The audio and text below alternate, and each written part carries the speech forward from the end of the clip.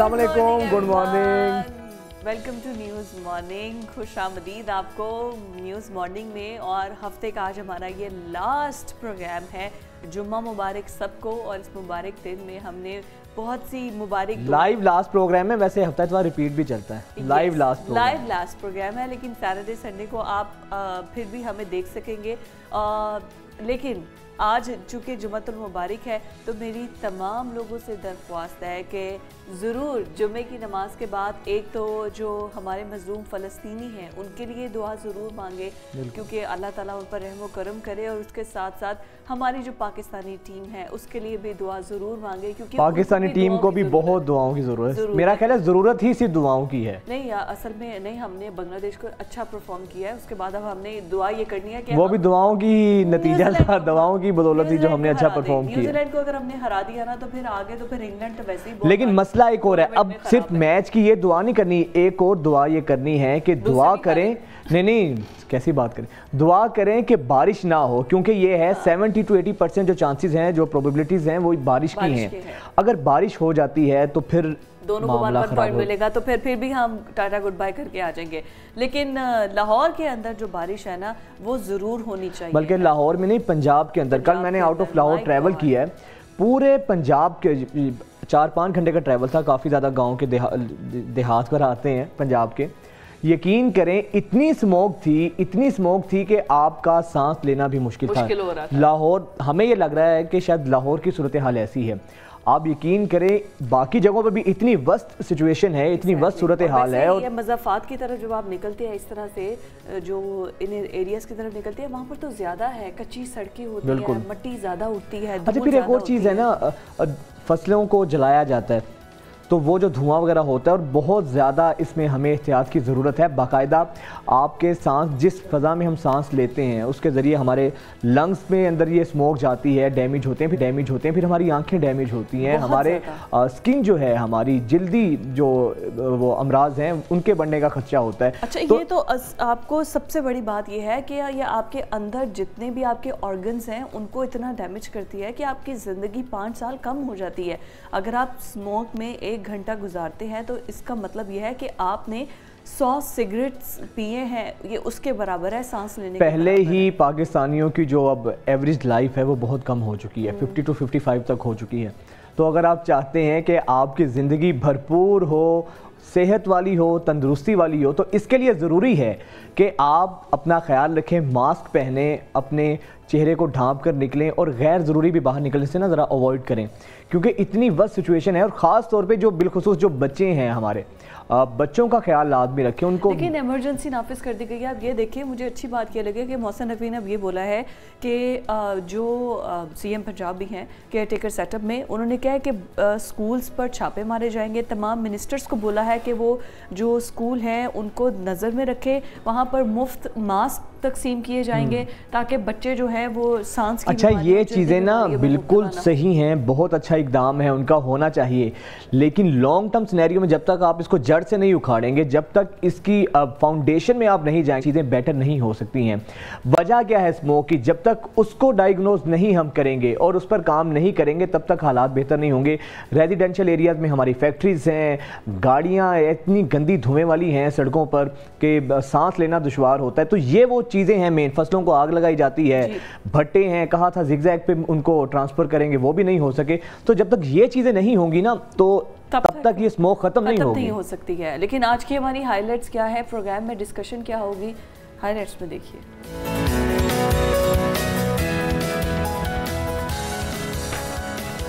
Supreme court की मुदाखलत गैर यकीनी के बादल छट गए, बिलाखिर इलेक्शन की तारीख मिल ही गई।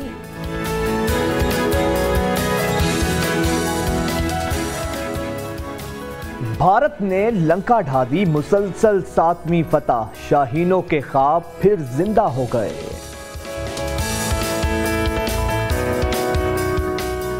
अहले गजा के हक में मगदी अवाम मैदान में, पाकिस्तान की मजहबी और सियासी जमातें खामोश तमाशाई क्यों?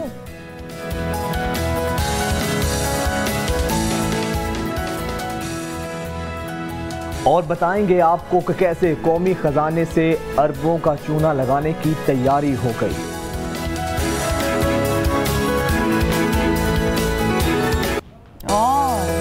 आपकी मुलाकात करवाएंगे लता मंगेशकर से।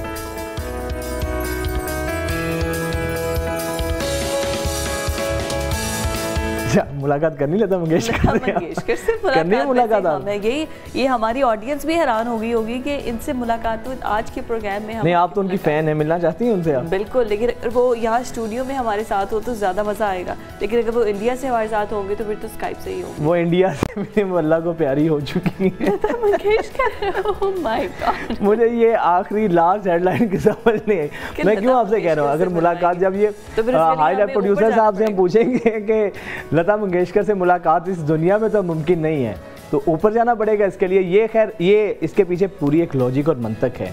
अच्छा। ये मुलाकात किस लता मंगेशकर से कराना, ऑब्वियसली वो वाली तो नहीं है, नहीं होगी, लेकिन कुछ ना कुछ वो क्रिस्पी है, वो हमने अभी आपसे छुपा के रखा है, उस पर हम बात करेंगे। अच्छा जी जनाब, क्रिकेट की बात करते हैं तो किस्मत की देवी जिस तरह हम कल से बात करें, पाकिस्तान पे इतनी मेहरबान है। पहले न्यूजीलैंड बुरे रन रेट से हारा, उसका एज हमें हुआ, हम एक कदम बढ़कर सेमीफाइनल के करीब हुए। फिर कल बांग्लादेश भी हार गया भारत के हाथों। जी बिल्कुल, तो एक कदम मजीद हम मैच श्रीलंका था, बांग्लादेश नहीं था, श्रीलंका था, श्रीलंका और श्रीलंका 55 रन पर पूरी टीम आउट हो गई। एक तरफा मैच था। लीजिए 357 आई थिंक इंडिया की जानिब से रन बनाए गए थे पहले बैटिंग करते हुए, फिर उसके बाद पूरी की पूरी श्रीलंकन टीम सिर्फ 55 रन पर आउट हो गई। ये चीज़ इसीलिए कहते हैं कि दुआएं जो है ना तकदीर बदल देती हैं। तो ये सारी दुआएं कल के मैच में, सारी दुआएं जो थी ना भारत के साथ थी श्रीलंका के मुकाबले में, और पाकिस्तान को इसका सबसे ज़्यादा फ़ायदा हुआ है। हमारी दुआएं अब सिर्फ पाकिस्तान के लिए हमारे हाथ नहीं उठेंगे, बाकी टीम्स के लिए भी हमें दुआएं करनी होंगी। मुझे लगता है कि कहीं ना इंडिया वाले खुद भी चाहते हैं कि पाकिस्तान और इंडिया सेमीफाइनल में आए, क्योंकि उनको सबसे ज़्यादा जो मार्केटिंग होगी, सबसे ज़्यादा जो पैसा और रेवेन्यू जनरेट होगा और इकट्ठा होगा ना, वो अगर सेमीफाइनल में पाकिस्तान और इंडिया सामने आ। अच्छा, हमें मार्केटिंग से, हमें इस चीज़ से कोई गर्ज नहीं है, हमारी ख्वाहिश है कि हमारी टीम सेमीफाइनल में हो और तारीख की जो है ना इस दफ़ा बिल्कुल तारीख को पलट दे और भारत को हरा दे। हमारे साथ नईमुल हक स्पोर्ट्स तज्जियाकार मौजूद हैं, उनको खुशामदीद कहते हैं। बहुत शुक्रिया, वेलकम टू न्यूज़ मॉर्निंग नाइम। मुझे ये बताइए कि कल के मैच से क्या उम्मीदें रखी जाए कि पाकिस्तान न्यूजीलैंड के साथ जब मद्दे मुकाबिल होगा तो कितने % चांसेस हैं कि हम जीत जाएंगे? नईम साहब, आवाज़ आ रही है आपको? आ रही है तो बताइएगा। जी मुझे आ रही है आपकी आवाज़। जी नईम साहब जवाब दीजिएगा। अभी जो यही कल का जो मैच होने जा रहा है, क्या लगता है आपको? किस्मत तो मुसलसल हम पे मेहरबान है, श्रीलंका को भी शिकस्त मिल गई और न्यूजीलैंड भी हार गया, तो क्या उम्मीदें हैं कल के मैच से आपकी? चाहिए, और इंशाल्लाह ताला पिछला मैच हम बहुत अच्छा खेले थे, तो इंशाल्लाह ताला इस उम्मीद तो यही है कि पाकिस्तान इस दफ़ा अच्छी परफॉर्मेंस देगा। हम हमेशा न्यूजीलैंड से अपर हैंड रहे हैं। आप हमारी हिस्ट्री उठा के देखें, वर्ल्ड कप की या न्यूजीलैंड के ख़िलाफ़ पूरी हिस्ट्री उठाएं तो हम हमेशा से अपर हैंड रहे हैं न्यूजीलैंड के।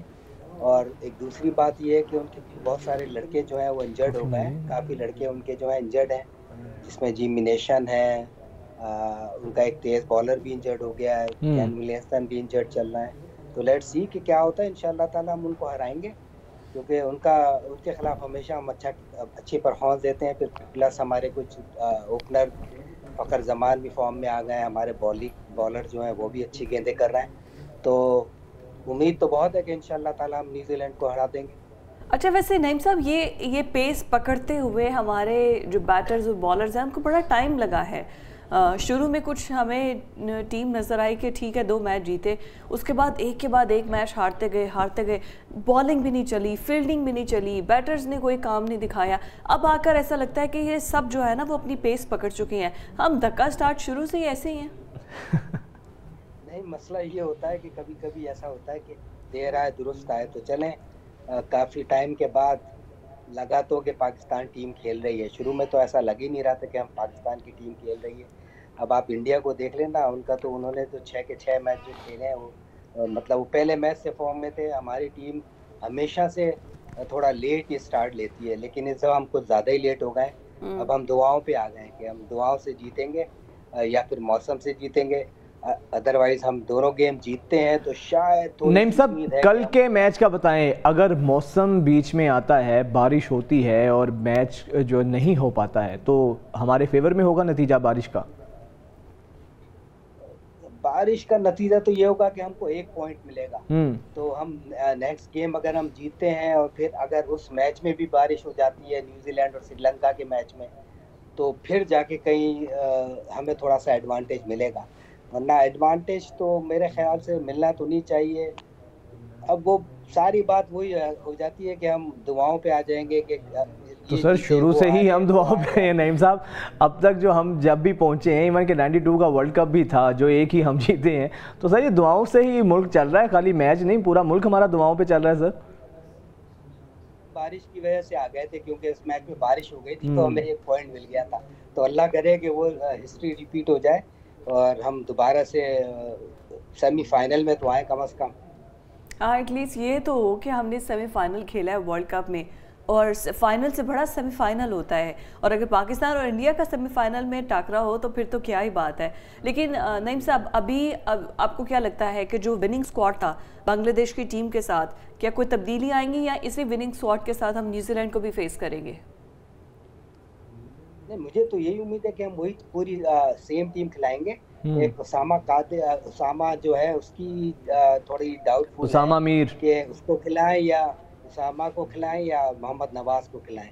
तो मेरे हिसाब से उसामा कुछ इतनी अच्छी गेंदें कर तो नहीं रहा, जी। लेकिन हमें चांस उसामा पे लेना चाहिए क्योंकि मोहम्मद नवाज की भी इतनी अच्छी फॉर्म तो नहीं है। तो उन दोनों में से किसी को भी खिला ले तो सही है, वरना मेरे हिसाब से अगर सेम टीम भी खिलाएंगे तो कोई इसमें मुज़ायका नहीं। और आपको लगता है कि जो बैटिंग स्क्वाड है ये भी इसी तरह से रहना चाहिए है? स्क्वाड तो बिल्कुल इसी तरह रहना चाहिए, लेकिन हमारे जो थिंक टैंक बैठे हैं उनको थोड़ा सोचना चाहिए। लास्ट मैच जो हम खेले थे, अगर हम वो 29 ओवर्स में पूरा कर लेते तो हम प्लस हमारा रन रेट प्लस में आ जाता। लेकिन हमने वहाँ किया ये कि हमने बस वही उस पर चलते रहे कि जो हमारा बैटिंग ऑर्डर था हम उसको छेड़ेंगे नहीं। अगर बाबर की जगह हम उस वक्त इफ्तिखार को भेज देते या रिजवान को भेज देते तो वो बहुत बेहतर डिसीजन होता। लेकिन क्योंकि बाबर थोड़ा स्लो स्टार्ट लेता है, दुनिया का नंबर तो 1 पूरे बैट्समैन चाहे नंबर 1 बैट्समैन है, लेकिन उन्होंने तो स्टार्ट लिया ही नहीं है पूरे वर्ल्ड कप में, उनका धक्का अभी भी चल रहा है। लेकिन दूसरी चीज़ ये है ना कि नईम साहब, अब हमारी स्ट्रेटजी होनी क्या चाहिए है? पहले बैटिंग करनी चाहिए है या फिर ग्राउंड और पिच को देख के बॉलिंग पहले करनी चाहिए है? आपको क्या लगता है, क्या हमारे लिए फ़ायदेमंद होगा? मेरे ख्याल से हमें पहले बैटिंग ही करनी चाहिए। वनडे क्रिकेट में तो अगर आपको टॉस जीता है तो आप बैटिंग करें और लंबा स्कोर करें। हमें 300 प्लस करने हैं। हमारा कोई भी एक बैट्समैन, जैसे इंडिया की टीम खेल रही है ना, उनके 2-3 बैट्समैन 80 प्लस रन करते हैं, लेकिन हमारे यहाँ हो ये रहा है कि हमारे यहाँ कोई भी एक लंबा रन नहीं कर रहा। अगर एक कोई लंबा रन करेगा और उसके साथ 2-3 चिप इन कर जाए, उसमें 40-40 50-50 रन कर जाए, तो उसमें ये होता है कि आप 300 प्लस पे चले जाते हैं। और आजकल वनडे क्रिकेट में 300 प्लस भी कोई सेफ स्कोर नहीं है। मतलब आराम से चेसेबल है। तो हमें 300 350 से ऊपर रन करना है और फिर उन्हें कम से कम मार्जिन में हमें आउट करना है। और मेरा ख्याल है फाइटिंग टारगेट भी यही होगा कि अगर हम 300 प्लस में उनको देते हैं चेस करने के लिए। और उसकी एक वजह ये भी है, पहले बैटिंग करने की प्रेशर में तो हमारी टीम वैसे ही परफॉर्म नहीं कर पाती है, हमारे पता नहीं क्या हाथ पांव फूल जाते हैं, एक आउट होता है पूरी लाइन लग जाती है। पहले ही बैटिंग करेंगे तो शायद फ़ायदा है उसका। बिल्कुल, आप बिल्कुल सही कह रहे हैं, क्योंकि हम चेस में तो हमेशा से थोड़ा आगे पीछे हो जाते हैं। तो बेहतर यही है कि आप पहले बैटिंग करें, 300 प्लस रन्स करें और उसके बाद हम कोशिश ये करें कि न्यूजीलैंड को कम से कम रन्स पे आउट करें, ताकि हमारा जो रन रेट है वो थोड़ा प्लस में चला जाए। दोनों चीज़ें काउंट होती हैं, उनको जल्दी आउट करें और 300 प्लस रन्स करें। 350, 340, 350 इस तरह करेंगे तो फिर थोड़े बहुत चांस बनते हैं कि आप आगे जाएंगे। नहीं साहब, जो बेंगलोर का वेदर है और बारिश की भी पेश गोई है, उसके लिहाज से जो पिच को देखते हुए स्पिनर्स सूदमंद होंगे या हमारे फास्ट बॉलर्स? ये डिपेंड करता है कि अगर हम पहले वो बैटिंग करेंगे, क्योंकि ड्यू का भी फैक्टर होता है, ओस का फैक्टर होता है। तो अगर ओस वहाँ पे ज़्यादा पड़ेगी तो फिर स्पिनर बहुत ज़्यादा इफेक्टिव नहीं होते, ना तेज़ बॉलर ज़्यादा इफेक्टिव होते हैं। पहले जो 8-10 ओवर होते हैं जो नई बॉल से होते हैं, उसमें तो वो तेज़ बॉलर अच्छी गेंदें करते हैं। लेकिन अगर अब दूसरी बैटिंग करेंगे, अब कितनी ओस पड़ रही है, क्या वेदर है वहाँ का, तो वो सारा कुछ डिपेंड करता है। तो मेरे हिसाब से अगर आप पहले बैटिंग कर लें तो ज़्यादा बेहतर है, क्योंकि अगर आप एक बड़ा रन्स कर देते हैं तो सामने वाली टीम हमेशा रन्स पे रन्स करना बहुत मुश्किल होता है। अच्छा नईम साहब, आपकी किस बैट्समैन पर उम्मीदें और तवक्को ज़्यादा है, या आपको लगता है कि ये बैट्समैन जो हैं एक दो, अगर ये खुदा न खासा आउट हो गए तो हम मसला होगा, ये अगर चल पड़े तो फिर शायद जो है ना हम अपना टारगेट अचीव कर लेंगे? ज़्यादा उम्मीदें आपको किससे हैं? मेरे हिसाब से हमारा मैच विनर जो है ना वो है फ़खर जमान। मुझे बड़ा ताज्जुब हुआ था जब उसने एक आध मैच में रन नहीं किए थे तो उसको बिठा दिया था। तो फ़खर जमान हमारा मेन जो प्लेयर है इस वक्त, जिस पे हम डिपेंड करेंगे। उसकी फॉर्म भी लगी है पिछले मैच में। वैसे तो फिर ज़ाहिर है बाबर है, रिजवान है, हमारे ऊपर के जो 3-4 लड़के होते हैं ना उनका रन्स करना बहुत ज़रूरी होता है। अगर वो रन्स करते हैं तो फिर नीचे वाले अगर चिप इन कर जाएं, कोई 40, कोई 30-35, 2-3 30-35 हो जाए, लेकिन ऊपर के दो लड़के अगर बड़ा स्कोर कर देंगे। चलें सर, लेट्स सी, अब देखते हैं कल होता क्या है। किस्मत इसी तरह पे मेहरबान होती है या फान से, जिस तरह आपने कहा है लास्ट मैच में अल्लाह करे फ़खर जमान उसी तरह परफॉर्म करे तो कोई मुश्किल नहीं है मैच को जीतना। बाबर अच्छा परफॉर्म करे, बाबर से उम्मीदें लगाना आप छोड़ दें ज़रा।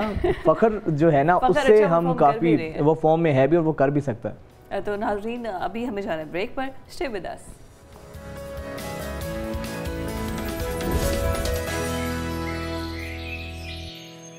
बात करेंगे सियासत की, और सियासत में है जी आम इंतखाबात, जिसका बाकायदा कल एक ड्रॉप सीन हो चुका है। फाइनली डेट अनाउंस कर दी गई है। एक्सपेक्ट ये किया जा रहा था तमाम सियासी हलकों की जानिब से शायद जो जनवरी का लास्ट वीक दिया गया है उससे इलेक्शंस डिले हो जाए, फरवरी के एंड पे या मार्च के स्टार्टिंग में चले जाए। लेकिन कल जो है वो इतना ज़्यादा डिले डेट अनाउंस कर दी, एग्जैक्टली डेट जो है अनाउंस कर दी है। पहले ये आई थी खबर कि इलेक्शन कमीशन की जानिब से 11 फरवरी को जो है वो इंतखाबात होंगे मुल्क भर में, आम इंतखाबात। लेकिन उसके बाद अदालत की जानिब से फिर इंटरवेन किया गया और ये पूछा गया अटॉर्नी जनरल की जानिब से कि आइन का जो है उसके अंदर इख्तियार ये है कि उसमें सदर बताएगा कि आम इंतखाबात कब होनी है। तो क्या इलेक्शन कमीशन ने सदर से मुशावरत की है? जवाब दिया गया कि नहीं की। तो फिर उसके बाद अतर मिनल्ला साहब ने कहा कि क्या इलेक्शन डिले होने का सारा मलबा क्या इलेक्शन कमीशन अपने कंधों पर उठाना चाहता है? डेट दी गई कि 7 नवंबर तक सदर से मुशावरत की जाए और उसके बाद डेट को अनाउंस कर दिया जाए, और उसके बाद हिदायत की गई कि आज के रोज़ ही जाकर सदर से मुलाकात की जाए। और मुलाकात का इसलिए कहा गया था क्योंकि बहुत बड़ा डेडलॉक था। जो चीफ इलेक्शन कमिश्नर हैं इन्होंने सदर मुमलिकत आरिफ अलवी साहब से मुलाकात करने से ही इनकार कर दिया था। और अब लेकिन डेट तो अनाउंस हो चुकी है, लेकिन शुकूक व शुबहात के बादल अभी छटे नहीं हैं, गर्द अभी भी मौजूद है। Still if and doubts and if and buts मौजूद हैं। सीनियर तजियाकार, सीनियर सहाफ़ी सजाद मीर साहब हमारे साथ मौजूद हैं। बहुत शुक्रिया sir, welcome to news morning. Mir साहब, आपको क्या लगता है, बाकायदा अब कल अनाउंस भी हो चुका है कि 8 फरवरी को इलेक्शंस होंगे, इसके बावजूद किसी किस्म का डाउट है आपको, या आपको तयक्कुन है कि इलेक्शंस जो हैं अब 8 फरवरी को ही होंगे? असूली तौर पर तो जी इलेक्शन फरवरी को हो जाना चाहिए, और जैसे कि पहले भी कहा जाता था, चीफ इलेक्शन कमीशन भी प्राइवेटली लोगों को कहते रहे थे कि फरवरी में इलेक्शन होंगे, और दूसरे इदारे भी, दूसरे बाखबर लोग भी, राजा रियाज भी और बहुत से लोग भी ये बताते थे कि बड़ों ने फैसला कर लिया है इलेक्शन में होंगे। अब ये इज्जत का मामला था कि उन्होंने अगर 11 फरवरी कह दिया है तो हमने 7 फरवरी कहना है कि 7 फरवरी कहेंगे तो कम से कम ये तो होगा कि हमारे इख्तियारात, हमारे जो अथॉरिटी है उसको मान लिया जाएगा, फेस सेविंग हो जाएगी। हाँ, फेस सेविंग हो जाएगी। तो दोनों अड़ गए तो दरमियान में एक तरह की कंप्रोमाइज करा के 8 तारीख मुकर्रर कर दी गई। ये सिर्फ एक दिखावे की बात है जो पाकिस्तान में हो रहा है, और हर अदारा ये बताता है कि वो बाख्तियार है और वो ताकत रखता है और उसी के पास सब कुछ है। इसका कोई फायदा नहीं है। फायदा ये है कि इलेक्शन वक्त पे हो जाए। वक्त से मुराद ये है 90 दिन नहीं है। 90 दिन तो बस किसी ने इनका ये लफ्ज पकड़ लिया तो चल पड़े थे। आगे से ये कोई नहीं पूछता था कि साहब आपने ये भी कहा था कि मरदमशुमारी होगी, तो मरदमशुमारी के तहत जो हल्का बंदियों का तयन है वो असर नौ किया जाएगा। ये सब मामले उलझे हुए थे। सुप्रीम कोर्ट ने बिल्कुल जान छुड़ा दी सारे मुकदमे। वो 90 दिन का फैसला भी, वो ये फैसला भी कि मददशुमारी होगी कि उसके बाद क्या होगा, इलेक्शन की डेट दो और बात खत्म करो। और प्रेसिडेंट के इख्तियारात आइन में दिए हुए हैं, आइन के इख्तियारात को मानो। कानून साजी जो बाद में हुई है वो सबसर्विएंट है और उसको इम्पोर्टेंस न दो। और असल बात ये थी कि पुरानी पार्लियामेंट के पास एक मसला ये था कि मेजॉरिटी पार्लियामेंट के बाहर थी और मेजॉरिटी से बाद एक बड़ी तादाद बाहर थी, इसलिए कोई आइन में तरमीम तो मुमकिन नहीं थी, कानून साजी की जा सकती थी और हर कानून साजी पर सुप्रीम कोर्ट इतराज करता रहा। पुराना भी अब वाले ने कह दिया कि जो आइन में है वही सही है।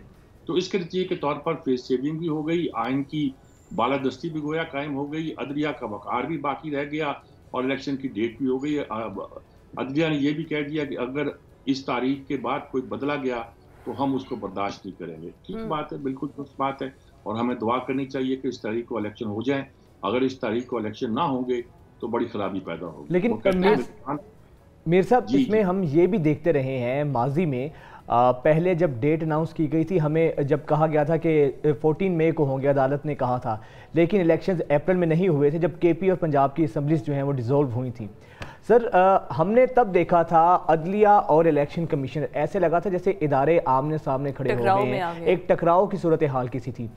इस दफ़ा आपको लगता है कि सब इदारे सेम पेज पर हैं और इलेक्शंस बिल्कुल सही अपने टाइम पर ही होते नजर आ रहे हैं? देखिए जी, सब अदारे तो सेम पेज पर है। अगर वो बालातर अदारा जो इस मौके पर मौजूद हुआ करता है, जो होना चाहिए, जिसकी हम कहते हैं बुरे आला है, अगर वो भी सेम पेज पे हुआ तो किसी किस्म की खराबी पैदा नहीं होगी और उसको सेम पेज पे ना होने की कोई वजह नहीं है। वो भी चाहते हैं कि इंतखाबात हों ताकि बैनुल-अक़वामी सतह पर हुकूमत पाकिस्तान की कोई लेजिटिमेसी कायम हो और जो प्रोग्राम उन्होंने शुरू कर रखा है वो बड़ी इज्जत व आबरू से जारी हो सके। ये अलग बात है कि इलेक्शन के नताइज के हवाले से क्या कहा जाएगा, उसको जायज़ समझा जाएगा, उसको शफाफ समझा जाएगा या नहीं समझा जाएगा, माना जाएगा नहीं माना जाएगा। चीफ इलेक्शन कमीशन ने तो कह दिया कि बल्ले का वहाँ इंदराज तो होगा, ये तो बात दुरुस्त है, लेकिन ये कोई गारंटी नहीं दे सकता कि 9 मई के वाक़यात के बाद और दूसरे मुकदमा, साइफर का मुकदमा, ये बिल्कुल गद्दारी का मुकदमा बनता है, तोशा खाने के मुकदमा, दूसरे मुकदमा के बाद जो चेयरमैन है PTI के, वो भी इलेक्शन में हिस्सा लेने की पोजीशन में होंगे। उनके बगैर सिर्फ बल्ले के निशान पर कितने लोग इलेक्शन लड़ते हैं और लड़ने के बाद उनकी पोजीशन क्या होती है। कुछ लोगों का ख्याल है कि उसके बावजूद भी बल्ला जीत सकता है, कुछ लोगों का ख्याल है कि बल्ला जीत तो सकता है लेकिन बल्ले को जीतने नहीं दिया जाएगा। ये सारी यही बात है कि अगर बल्ला, अभी तो ये है कि वो इमरान खान साहब खुद तो जेल में हैं। मीर साहब, ये बताइएगा कि क्या आपको लगता है कि जो एक पावर बैंक था उनका, बड़े ज़्यादा आवाम में मकबूलियत थी उनकी, पूरा एक वोट बैंक था उनका, वो वोट बैंक सिर्फ पल्ले की तरफ ही जाएगा या फिर बाकी भी, जैसे शेयर वापस आया है उस पे शेयर पे भी कुछ ठप्पे लग सकते हैं? और दूसरा ये कि टिकट फिर किसको मिलेगा, क्योंकि चेयरमैन PTI तो जेल में है, तो टिकट बांटेगा कौन? अभी तो सारे टिकट होल्डर्स जो थे वो तो IPP में चले गए। इसलिए हम कहते हैं ना मारूसी सियासत, तो मारूसी सियासत एक तरह से बड़ी लानत भी है, लेकिन एक तरह से वो पार्टी को बचा भी लेती है।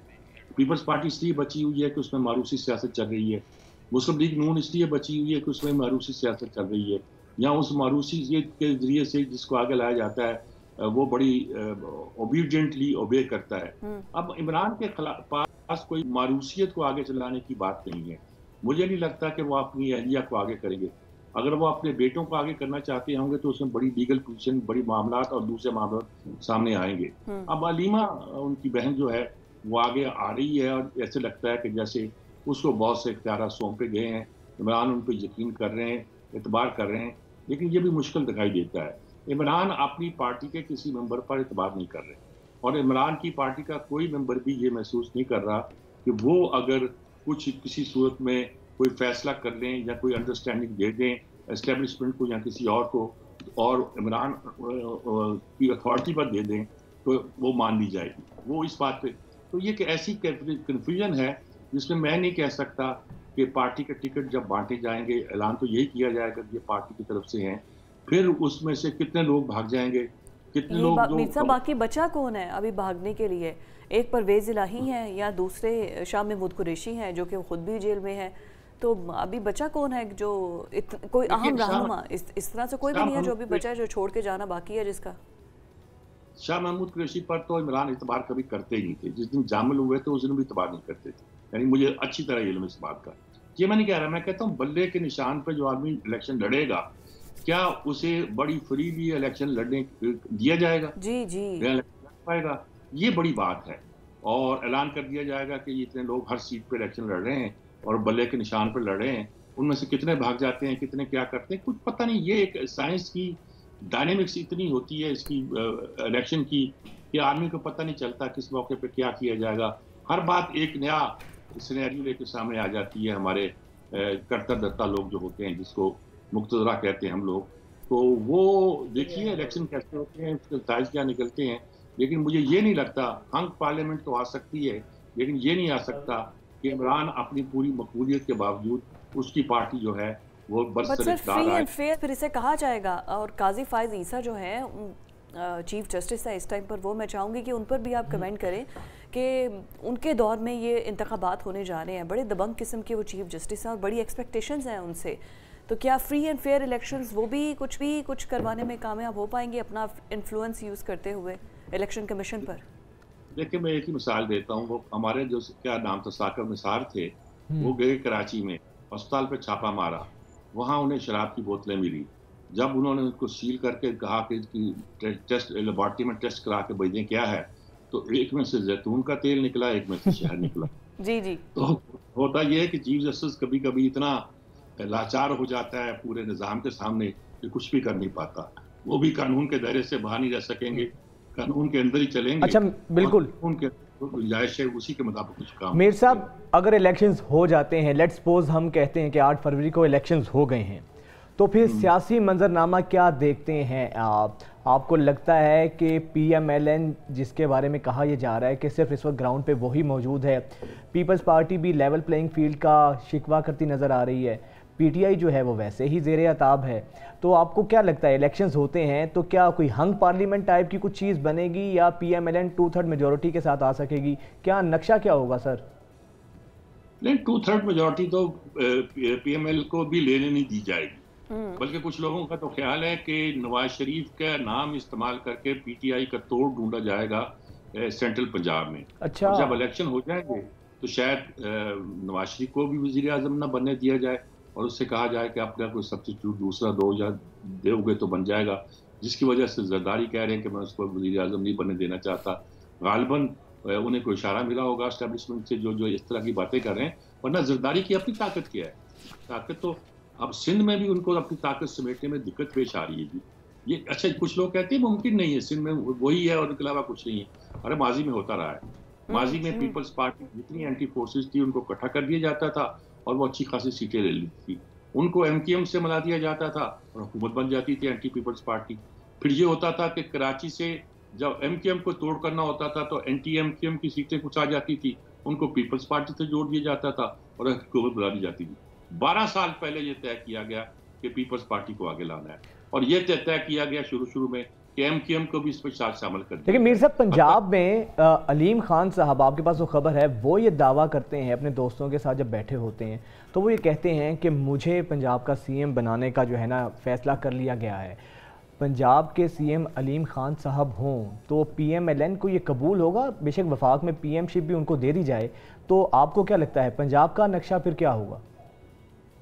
नहीं, मुझे नहीं लगता कि उनको कबूल होगा। वो कोशिश बहुत कर रहे हैं अलीम खान चीफ मिनिस्टर बनने की, लेकिन वो पहले भी उनकी कोशिश थी इमरान खान के ज़माने में जी चीफ मिनिस्टर बन जाएं, लेकिन चीफ मिनिस्टर तो उस हुमा जिसके सर पे बैठती है वो ही बनता है चीफ मिनिस्टर और यहाँ प्राइम मिनिस्टर।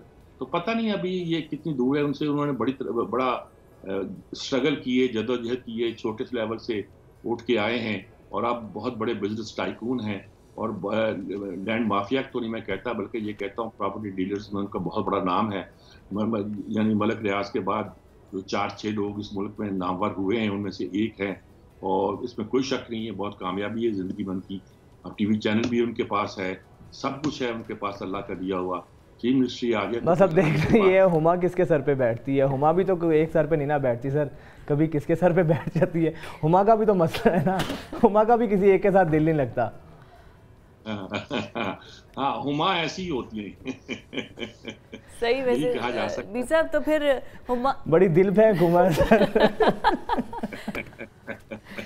लेकिन देखिए आजकल उनकी मोहसिन नकवी के साथ सही बनी हुई है, मतलब अभी तक तो ये ठीक चल रहा है। लेकिन मरियम नवाज, आपको लगता है कि लड़की और लड़की एज अ CM आ सकेगी?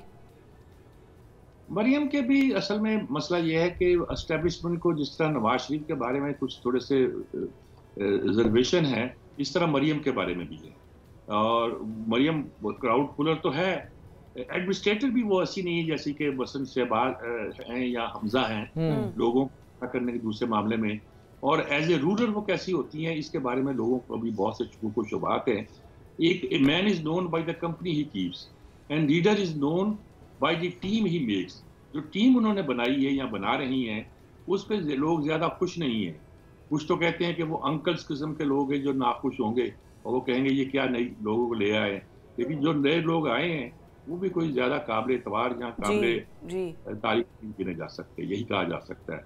तो मरियम के चांसेस भी बड़े बड़े बड़े मुश्किल दिखाई देते हैं। वैसे ये पंजाब सबसे बड़ा सूबा, ऑलमोस्ट पाकिस्तान की सारी हुकूमत चलती यहाँ से है, लेकिन उस सूबे के साथ पहले उस्मान बुज़दार की सूरत में तजुर्बा किया गया है। अब अगर मरियम बीबी आती हैं तो इनकी सूरत में तजुर्बा किया जाएगा, जिन्होंने कभी MNA MPA के भी सीट नहीं रखी है, काउंसलर नहीं बनी है। तो ये ज्यादती नहीं है वैसे हम लोगों के साथ? नहीं, अगर मरियम आती हैं अगर तो मरियम थोड़ा चलाएंगी पीछे से, फिर तो नवाज शरीफ चला रहे होंगे या वो ब्यूरोक्रेसी चला रही होगी। एब्सोल्युटली वही होगा। ऐसी हुकूमतों को चलाया करती है और वो ब्यूरोक्रेसी इंटैक्ट है, मौजूद है। लॉयल ब्यूरोक्रेसी जो कि PML के साथ इन दिनों बन गई है। हर पार्टी के साथ ब्यूरोक्रेसी का एक ग्रुप जो है वो एग्जिस्ट करता है। और जो न्यूट्रल ब्यूरोक्रेसी होती है वो भी जब कोई हुकूमत में आ जाता है तो मुल्क के मफाद में या अपने एक प्रोफेशनल जिम्मेदारी के तौर पर आगे बढ़ के कुछ ना कुछ काम करती है। अगर मरियम आ गई तो कोई इतनी खतरनाक बात नहीं होगी, लेकिन मुझे लगता है कि वो हमारी एस्टेब्लिशमेंट को काबिल कबूल नहीं होगी। लेकिन परफॉर्मेंस तो होनी चाहिए ना। बट सजाद मीर साहब, बहुत शुक्रिया आपके वक्त के लिए, thank you so much for your time. और यही है कि हमारे जो 8 फरवरी को अब जब इंतखाबात होंगे तो इलेक्शन कमीशन की बड़ी जिम्मेदारी होगी कि ना स्मॉक के अंदर या फॉग के अंदर कोई स्टाफ जो है के अंदर अमला गायब हो, ना RTS सिस्टम बैठे और फिर तमाम इंतखाबात के रिजल्ट जो है पार्टीज एक्सेप्ट कर ले, फ्री एंड फेयर को मानते हुए। अच्छा, पार्टीज को भी जो है ना थोड़ा सा जरा बड़े दिल का मुजाहिरा करना होगा। हारेगी जो पार्टी तो वो हार उसको तस्लीम करना होगी। इलेक्टोरल प्रोसेस में ही सबकी बका है, मुल्क का मफाद भी इसी में है, हमारा इंटरेस्ट भी इसी से एसोसिएट है कि इलेक्शंस हो, इन टाइम हो और इलेक्शंस इतने ट्रांसपेरेंट हों कि सब लोग इस पे जो है ना चाहे बोझल दिल से सही इलेक्शंस के रिजल्ट और नताइज को लाजमी माने। अदरवाइज़ वही हमेशा की तरह इल्ज़ाम बराए इल्ज़ाम की सियासत चलती रहेगी, फ़ायदा किसी का नहीं होगा। अब ज़रा फ़लस्तीन की बात कर लेते हैं। जी, फ़लस्तीन की बात करते हैं तो वहाँ पर जुल्म सितम के पहाड़ तो तोड़े जा रहे हैं। और आप ये देखिए कि पूरी दुनिया से उनकी हमायत में आवाज़ उठाई जा रही है, माली इमदाद भी की जा रही है। तो अभी जो खेलों की दुनिया से भी अब जो है ना बाकायदा तौर पे ट्यूनिस की जो टेनिस खिलाड़ी हैं वो तो बेचारी रोते हुए उन्होंने अनाउंस किया है, उन्होंने कहा कि जो मैं जीती हूँ विनिंग पार्ट का वो एक हिस्सा जो है वो गज़ा के जो फ़लस्तीनी हैं उनको देंगे। फिर जो बल्कि जो आप दीदा हो गई थी, ज़रा आपको वो मनाजिर दिखाते हैं पहले। अब आप देखिए कि कितना लोगों में दर्द है और किस तरह लोग ये महसूस कर रहे हैं। फ़लस्तीन में जितना जुल्म सितम है तो मेरा ख्याल है कि खेल का मैदान, खिलाड़ी हैं उनके भी सीने में दिल है, वो भी इन तमाम तर चीज़ों को लेकर जाए। और उस जबर जो हैं वो उन्होंने अपने इस चीज़ को नाम किया है फ़लस्तीनियों के, और उन्होंने कहा है कि जो भी मेरी अमाउंट, जो भी मुझे रकम मिलेगी वो फ़लस्तीनियों के नाम करेंगी। उन्होंने कहा क्या है वो भी आपको दिखाते हैं। टेनिस स्टार जिन्होंने जो अपना ग्रैंड स्लैम, अरब की ये पहली फर्स्ट कोई लेडी है, खातून है जिसने ये टाइटल जीता है। और टाइटल जीतने के बाद मतलब आप देखिए कि किस तरह से उनसे कंट्रोल नहीं हो सका।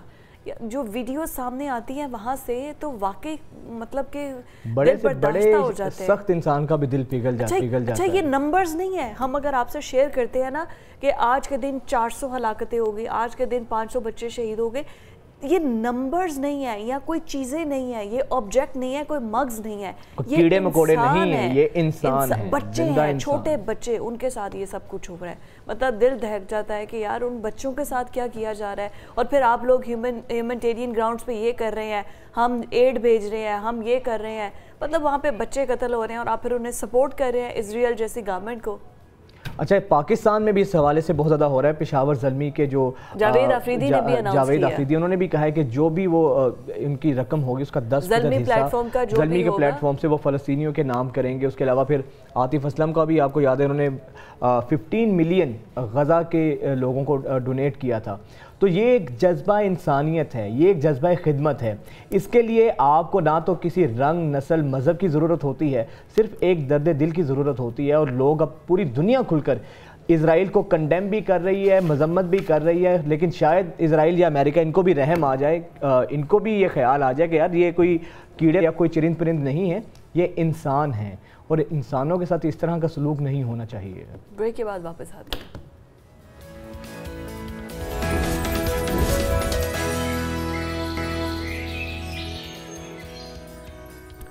ब्रेक के बाद आपको खुशामदीद कहते हैं और अभी हम आपकी मुलाकात जिस सिंगर से, आपने पता है शुरू में कहा था लता मंगेशकर से मुलाकात करनी है आपने, तो मैं आपकी मुलाकात करवाऊंगी अब लता मंगेशकर से। मिनी लता मंगेशकर, हाँ, छोटा पैकेट, छोटी लता हमारे साथ मौजूद है, जो कि बहुत ही खूबसूरत गाना गाती है, खूबसूरत गाना गाती है।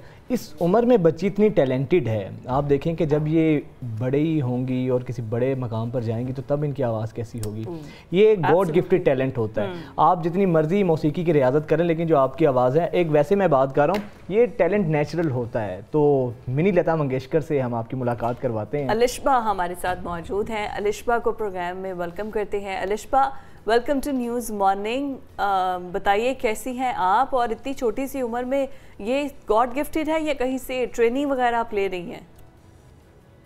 फर्स्ट ऑफ ऑल तो थैंक यू सो मच। और आप लोग कैसे हैं?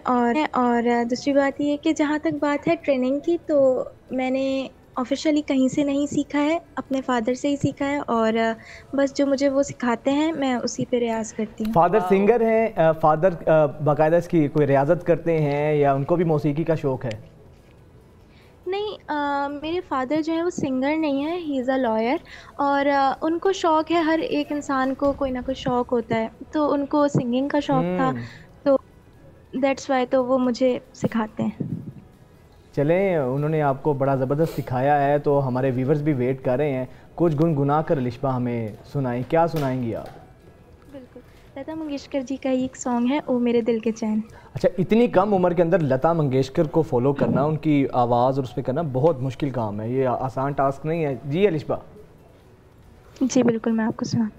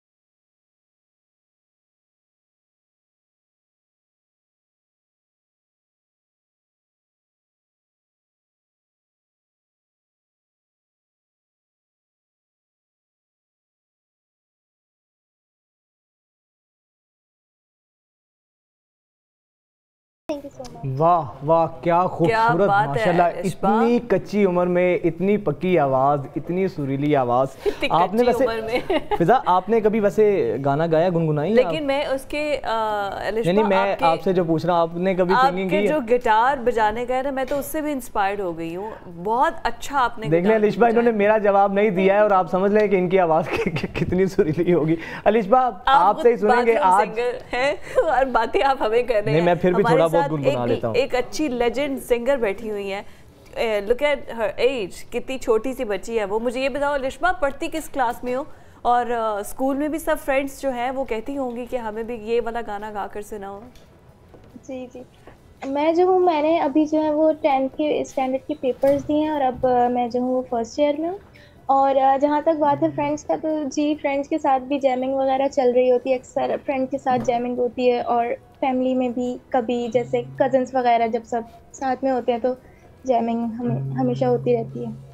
चलें, बेहतरीन तो है। और अच्छा फ्रेंड्स, इतनी अच्छी फ्रेंड हो जिसकी आवाज़ इतनी खूबसूरत हो, तो फिर फ्रेंड्स तो आपकी मौजूदगी का फ़ायदा उठाते हैं। अलिशबा, कोई और गाना सुनाए लता का।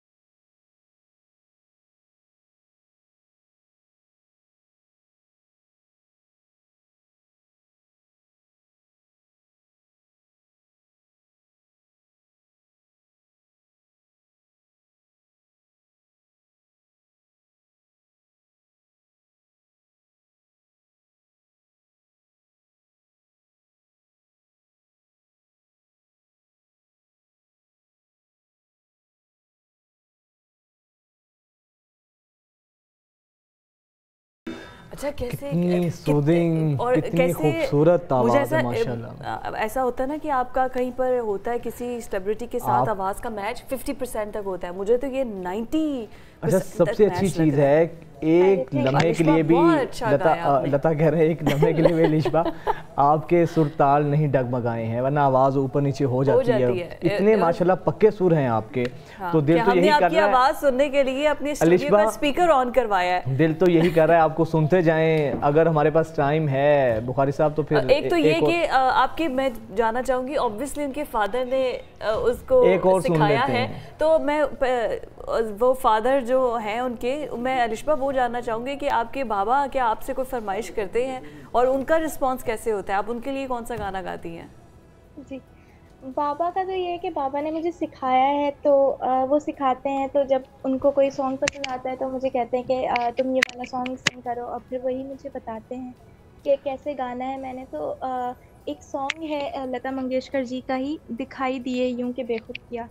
अक्सर मेरे बाबा मुझसे उस गाने की फरमाइश करते हैं, तो मैं वही गाना सुनाती हूँ जी। आप लोगों को। और साथ में एक आपने हमारे पीसीआर की जानिब से फरमाइश आ रही है कि लग जा गले आपने ज़रूर गाना है। जी जी जी, बिल्कुल बिल्कुल।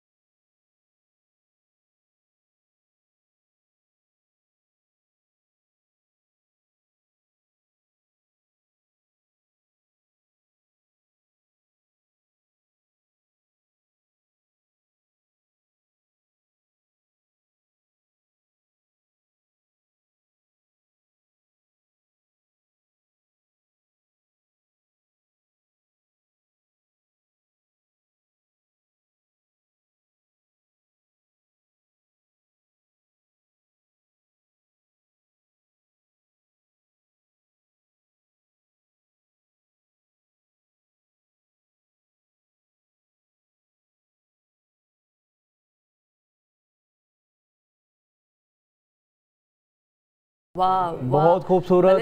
अलिशबा तिश्ने की बाकी रहेगी, तिश्ने की बाकी रहेगी। आपकी आवाज़ सुन के तो दिल यही कर रहा है कि बस आपके गाने सुनते रहें, लेकिन की कैद है, वक्त की जो डिमांड ये है कि आपसे इजाज़त ली जाए। बहुत शुक्रिया अलिशबा, फिर आपसे मुलाकात होगी। नाज़रीन, यहाँ पर अब अहम खबर है जो आपसे शेयर कर रहे हैं। सुप्रीम कोर्ट में 90 रोज़ में आम इंतखाबात से मुतल्लिक केस की समाअत हुई है और इस हवाले से मज़ीद भी आपको बताएंगे। हाजिर होते हैं ब्रेक के बाद।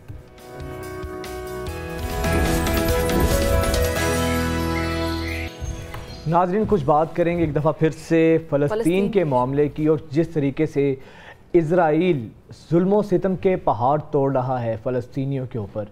ठीक है, दुश्मन है, दुश्मन तो यही काम करता है जो इज़राइल कर रहा है, बल्कि दुश्मनी से बढ़कर भी हम इसको जंग नहीं कहते हैं, ये जेनोसाइड है, ये नस्ल कुशी है जो इज़राइल फ़लस्तीन में कर रहा है और आशीर्वाद उसको हासिल है।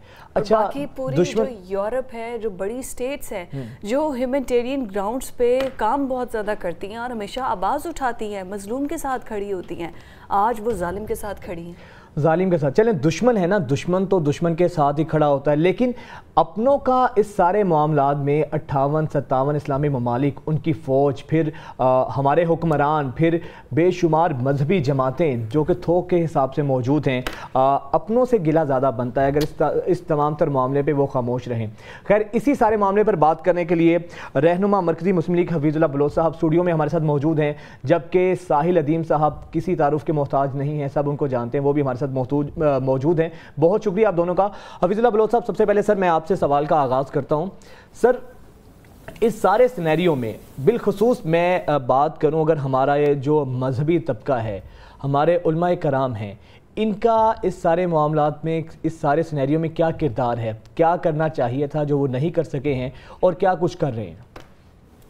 बिस्मिल्लाहिर्रहमानिर्रहीम, नहमदुहु व नसल्ली अला रसूलिहिल करीम, अम्मा बाद, इन्नल्लाह ला युग़य्यिरु मा बिक़ौमिन हत्ता युग़य्यिरु मा बिअन्फुसिहिम। ये अल्लाह ताला का निज़ाम है कि एक है निज़ाम फ़ितरत है, जो होना ही होना है, जो अल्लाह ताला ने लिख दिया है वो होना है, और एक आपकी कोशिशों के साथ जो है वो है मन जहदा वजदा, या दूसरी बात में मन जद्दा वजदा। जो बंदा कोशिश करता है वो अपने मिशन को, अपनी मंजिल को पा लेता है। यकीनन उलमा का बड़ा ही किरदार है और होना भी चाहिए। देखिए, हमारी रियासत में या बाकी तमाम मुस्लिम रियासतों के अंदर उलमा को मसाजिद की हद तक उनकी एक ज़िम्मेदारी है, जहाँ पर वो बैठकर कुरान पढ़ाते हैं, तफसीर पढ़ाते हैं, हदीस पढ़ाते हैं, दीनी तरबियत करते हैं। चूँकि जब से हम अक़वाम मुत्तहिदा के अंदर शामिल हुए हैं, हर मुल्क अपने अपने मामलात का ज़िम्मेदार है, हर मुल्क को उसकी हद तक वहाँ पर उसे रोक दिया गया है। अब आप मुझे बताएं कि उलमा के पास तो हफ्ते के बाद 1 घंटे के लिए लोग आते हैं, या थोड़े बहुत मसाजिद के अंदर दरूस वगैरह आते हैं। वो कॉलेजेस, वो यूनिवर्सिटीज़, वो स्कूल्स के जहाँ हज़ारों लाखों की तादाद में बच्चे पढ़ते हैं और वहाँ सैकड़ों हज़ारों की तादाद में प्रोफेसर्स हैं और बड़ी बड़ी भारी वो तनख्वाहें लेते हैं। तमाम असातिज़ा के लिए ज़रूरी है, तमाम स्टूडेंट्स के लिए ज़रूरी है, तमाम एजुकेशनल इंस्टीट्यूट्स के लिए ज़रूरी है कि वहाँ पर ये तरबियत की जाए। आपको पता है कि कुछ अर्सा पहले हमारे कॉलेजेस के अंदर 20 नंबर की एक अस्करी ट्रेनिंग करवाई जाती थी। अब वो ज़ाहिर उलमा ने तो ख़त्म नहीं करवाई, वो तो हमारे अरबाब इख्तियार ने ख़त्म करवाई है। और इसराइल, उसके मुकाबले में इसराइल के अंदर मैट्रिक की सनद उस वक्त तक जारी नहीं होती कि जब तक उनका बच्चा अस्करी ट्रेनिंग का सर्टिफिकेट नहीं ले लेता। जहाँ तक उलमा की बात है, यकीनन उलमा अपनी आवाज़ को बुलंद कर रहे हैं। आप देखें, अफ़गानिस्तान के अंदर 2 दुनिया की सुपर ताकतें वहाँ पर आई हैं और वहाँ पर उलमा ने अपना किरदार अदा किया, वहाँ के मुकामी उलमा ने भी और हमारे पड़ोस के मुल्कों ने भी। और वहाँ पर दुनिया की 2 सुपर ताकतें जो है वहाँ दुम दबा कर भागी हैं। तो यकीनन उस वक्त बहुत बड़ा तबका जो हमारा था वो खिलाफ था इस काम के, उनके खिलाफ खड़ा होने के लिए उलमा ही थे जो आवाज़ लगा रहे थे। और दुनिया भर से जो लोग आए वो एक जज्बा जिहाद की नीयत से आए थे और यकीनन अफ़गानियों ने, उलमा ने मेहनत की, काम किया। इसी तरह कश्मीर की तहरीक है। अच्छा, बदकिस्मती से कश्मीर की तहरीक और फ़लस्तीन की तहरीक जो है, इत्तफाक भी है कि वो तकरीबन इकट्ठे ही शुरू होते हैं। और कुरान में अल्लाह ताला कहता है ला तजिदन्ना अशद्दन्नास अदावतन लिल्लज़ीना आमनू यहूदा वल्लज़ीना अशरकू। ए नबी, आपके बड़े बड़े दुश्मन होंगे मगर सबसे बड़े 2 दुश्मन हैं मुशरिक और यहूदी। मुशरिक से भी बड़ा यहूदी है, ये अल्लाह ने कुरान मजीद में कहा है। अब जो सबसे बड़ा मुशरिक है वो हमारे पड़ोस में हिंदू है, जिसके नरगे में हमारी शाहरग फंसी हुई है। और वो गाय की पूजा करते हैं, और दूसरी तरफ जो है यहूदी है और वो बछड़े की पूजा करते हैं, और वहाँ पर बैतुल मक़दस उनके कब्जे में है। और एक ही अरसे में ये दोनों मसाइल शुरू होते हैं, और इन दोनों मसाइल के पीछे बरतानिया है। बरतानिया, अमेरिका, जर्मनी, फ्रांस, ये दुनिया की सुपर ताकतें जो हैं वो एक तरफ हिंदू के पीछे खड़े हैं और एक तरफ यहूदी के पीछे खड़े हैं। बलोच साहब, आपके इस वाले साइड पर भी आएंगे, साहिल अदीम साहब को भी शामिल गुफ्तगू करते हैं। साहिल भाई, हमने जो सवाल किया है, बलोच साहब ये कह रहे हैं कि उलमाए कराम जो हैं वो तो उनके पास हफ्ते में 1 घंटे के लिए लोग आते हैं, लेकिन यूनिवर्सिटीज़ हैं, कॉलेजेस हैं, तालीमी इदारे हैं, असल तो कसूरवार उनका है जहाँ पे असातिज़ा हैं जिनके हाथ में दीनी तालीम नहीं है, जो दूसरी तालीम दे रहे हैं, दुनियावी तालीम दे रहे हैं, वो इसके कहीं ना कहीं ज़्यादा कसूरवार हैं। आप सर इस पर रिस्पॉन्ड कीजिएगा, फिर बलोच साहब से जवाब लेंगे। मेरी आवाज़ आ रही है आपको? जी जी आ रही है। बिस्मिल्लाहिर्रहमानिर्रहीम। यूनिवर्सिटी में ना 5 दिन स्टूडियो में ज़रा वो स्पीकर पे आवाज़ दे दें ताकि बलोच साहब भी सुन सकें। जी साहिल भाई।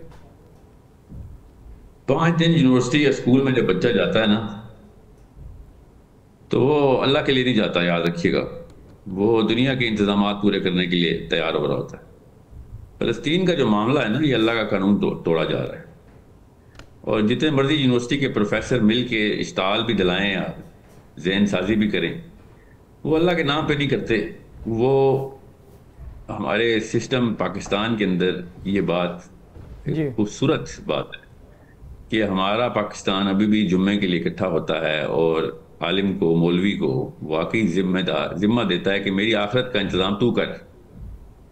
वो कभी फिजिक्स के प्रोफेसर से नहीं कहता कि मेरी आखिरत का इंतज़ाम तू कर, हमें समझा कि मरने के बाद मुझे जो इंतज़ाम करने हैं वो उसकी तैयारी क्या करूं। वो चाहते हुए या ना चाहते हुए, दानिस्ता या ना दानिस्ता तौर पर आलिम के मरहून मिन्नत है, और होना भी चाहिए। उलमा वरसा अंबिया हैं, उन्हीं का काम है कि अल्लाह ताला के कानून को जहनों के अंदर डीप इंस्टॉलेशन में डाले कि बच्चे को पता हो गया सबसे ज़रूरी काम आखिरत है। दुनिया में जो कुछ भी मैं तरक्की कर लूँगा, जीतूंगा, हारूंगा, वो छोटा सा मसला है। आखिरत में मैं अगर हार गया तो ये बहुत बड़ा मसला है, और असली मसला ही है। तो किसी भी स्टूडेंट को 12-14 साल से लेके 80 साल के तालिब इल्म को पाकिस्तान में ये कन्फ्यूजन नहीं है कि मैंने फ़लस्तीन के मसले का हल, जैसे ही पहली गोली चलती है फ़लस्तीनी पे, तो सारी की सारी 25 करोड़ कौम कॉलेज प्रोफेसर को नहीं देखती कि बताएं क्या करूं। वो उसी वक्त, उसी सेकंड में अपने आलिम को देखती है कि बता इधर अल्लाह का हुक्म क्या है। तो ये तफरीक बहुत ज़रूरी है, बहुत ज़रूरी आयत सुनाई है अभी भाई साहब ने, शेख ने अभी जो बहुत ज़बरदस्त आयत सुनाई है कि इन अल्लाह ला युगय्यिरु मा बिकौम, कि उस कौम की अल्लाह नहीं हालत बदलता जब तक कि युगय्यिरु मा बिअनफुसिहिम, कि अब तुम लोगों ने मिल के अपने आप को बदलने का फैसला ना किया। तो तुम लोगों में से किसने फैसले करने? वो फैसले का जो जज है ना, जिसके टहरे में कौम टिक टिक ही बांध के देखती है, वो अपने दीन के आलिम को देखती। कभी भी नवाज शरीफ इमरान खान से तवक्को नहीं करती। उनको पहले पता है कौम का इतना शऊर है, लड़कों लड़कियों का स्कूल में इतना शऊर है कि वो नवाज शरीफ इमरान खान से इस्लामी किस्म का कोई मिजाज नहीं समझ एक्सपेक्ट तवक्को रखते। उनको पता है कि ये कुर्सी के मामलात हैं। ये बताइएगा कि फिर इस अहम मौके पर जब जुल्म सितम के पहाड़ तोड़े जा रहे हैं फ़लस्तीनियों पर, क्या जिम्मेदारी फिर अक़वाम आलम ने, मुस्लिम उम्मा ने, या हमारे जो आलम दीन हैं उन्होंने पूरी की है आपकी नज़र में? शुरू ही नहीं की, पूरी क्या। सबसे पहले देखें, हमने सोर्स के ऊपर गलती कर दी। एक तो ये कि आलिम को ग्रुप बंदी की कभी ज़रूरत नहीं पड़ी। मुसलमान का आलिम हुसैनी आलिम होता है, हुसैन के अलैहिस्सलाम के नक्शे कदम पे चलता है कि भाई मैं अकेला ही हूँ, फिर भी हक की बात ही करूँगा। मार दो, ज़्यादा से ज़्यादा क्या करोगे, और क्या ताकत है तुम्हारे पास, गोली चलाओगे, मगर मेरी आखिरत पे कॉम्प्रोमाइज़ नहीं करूँगा। ये ताकत है जो कि एक मौलवी साहब के पास है, जो प्रोफेसर के पास नहीं होती है। वो डरपोक बुज़दिल कौम होती है प्रोफेसर, उनकी ट्रेनिंग होती है दुनिया में, वाहन डाला जाता है, पैसे आ जाए, तनख्वाह आ जाए। मौलवी साहब मुफ्त में भी मस्जिदों में अलम पकड़ के खड़ा हुआ है। ऐसे ऐसे गांव की मस्जिदें हैं जहाँ पे वॉलंटियर मौलवी खड़ा हुआ है, पैसे नहीं लेता बल्कि कई दफा देता है। वो वाहिद शख्सियत है पाकिस्तान की जो कौम को ड्राइव कर सकती है। अगर फ़लस्तीन, कश्मीर या दुनिया में किसी भी मुस्लिम क्या गैर मुस्लिम की भी मदद के लिए अगर मुसलमान मोबिलाइज किए जाएंगे तो मस्जिद से मोबिलाइज किए जाएंगे। बलोच साहब जैसा इमेज पोर्ट्रेट कर रहे हैं साहिल साहब, हमारी मजहबी जमातें तो बिल्कुल इसके बरक्स रोल कर रही हैं, पाकिस्तान के स्पेसिफिक हमारे पाकिस्तान की मजहबी जमातें की ना मैं किसी और मुल्क का को जिम्मेदार ठहराऊंगा जी, चाहे वो हिजाज का मोहम्मद बिन सलमान ही क्यों ना हो, मैं उसको नहीं जिम्मेदार ठहराऊंगा। मैं पाकिस्तानियों को इससे जिम्मेदार ठहराता हूँ, हमने अल्लाह के नाम पे एक मुल्क इकट्ठा कर लिया है, हमने अल्लाह के नाम पे कानून बनाने की बात कर दी हुई है, हमने वाकई में मुसलमान को, मस्जिद को जिस लेवल के ऊपर एक सेंटिमेंटल वैल्यू दे दी हुई है मुसलमान लड़के और लड़की के ज़हन में, वो किसी और मुल्क में नहीं है।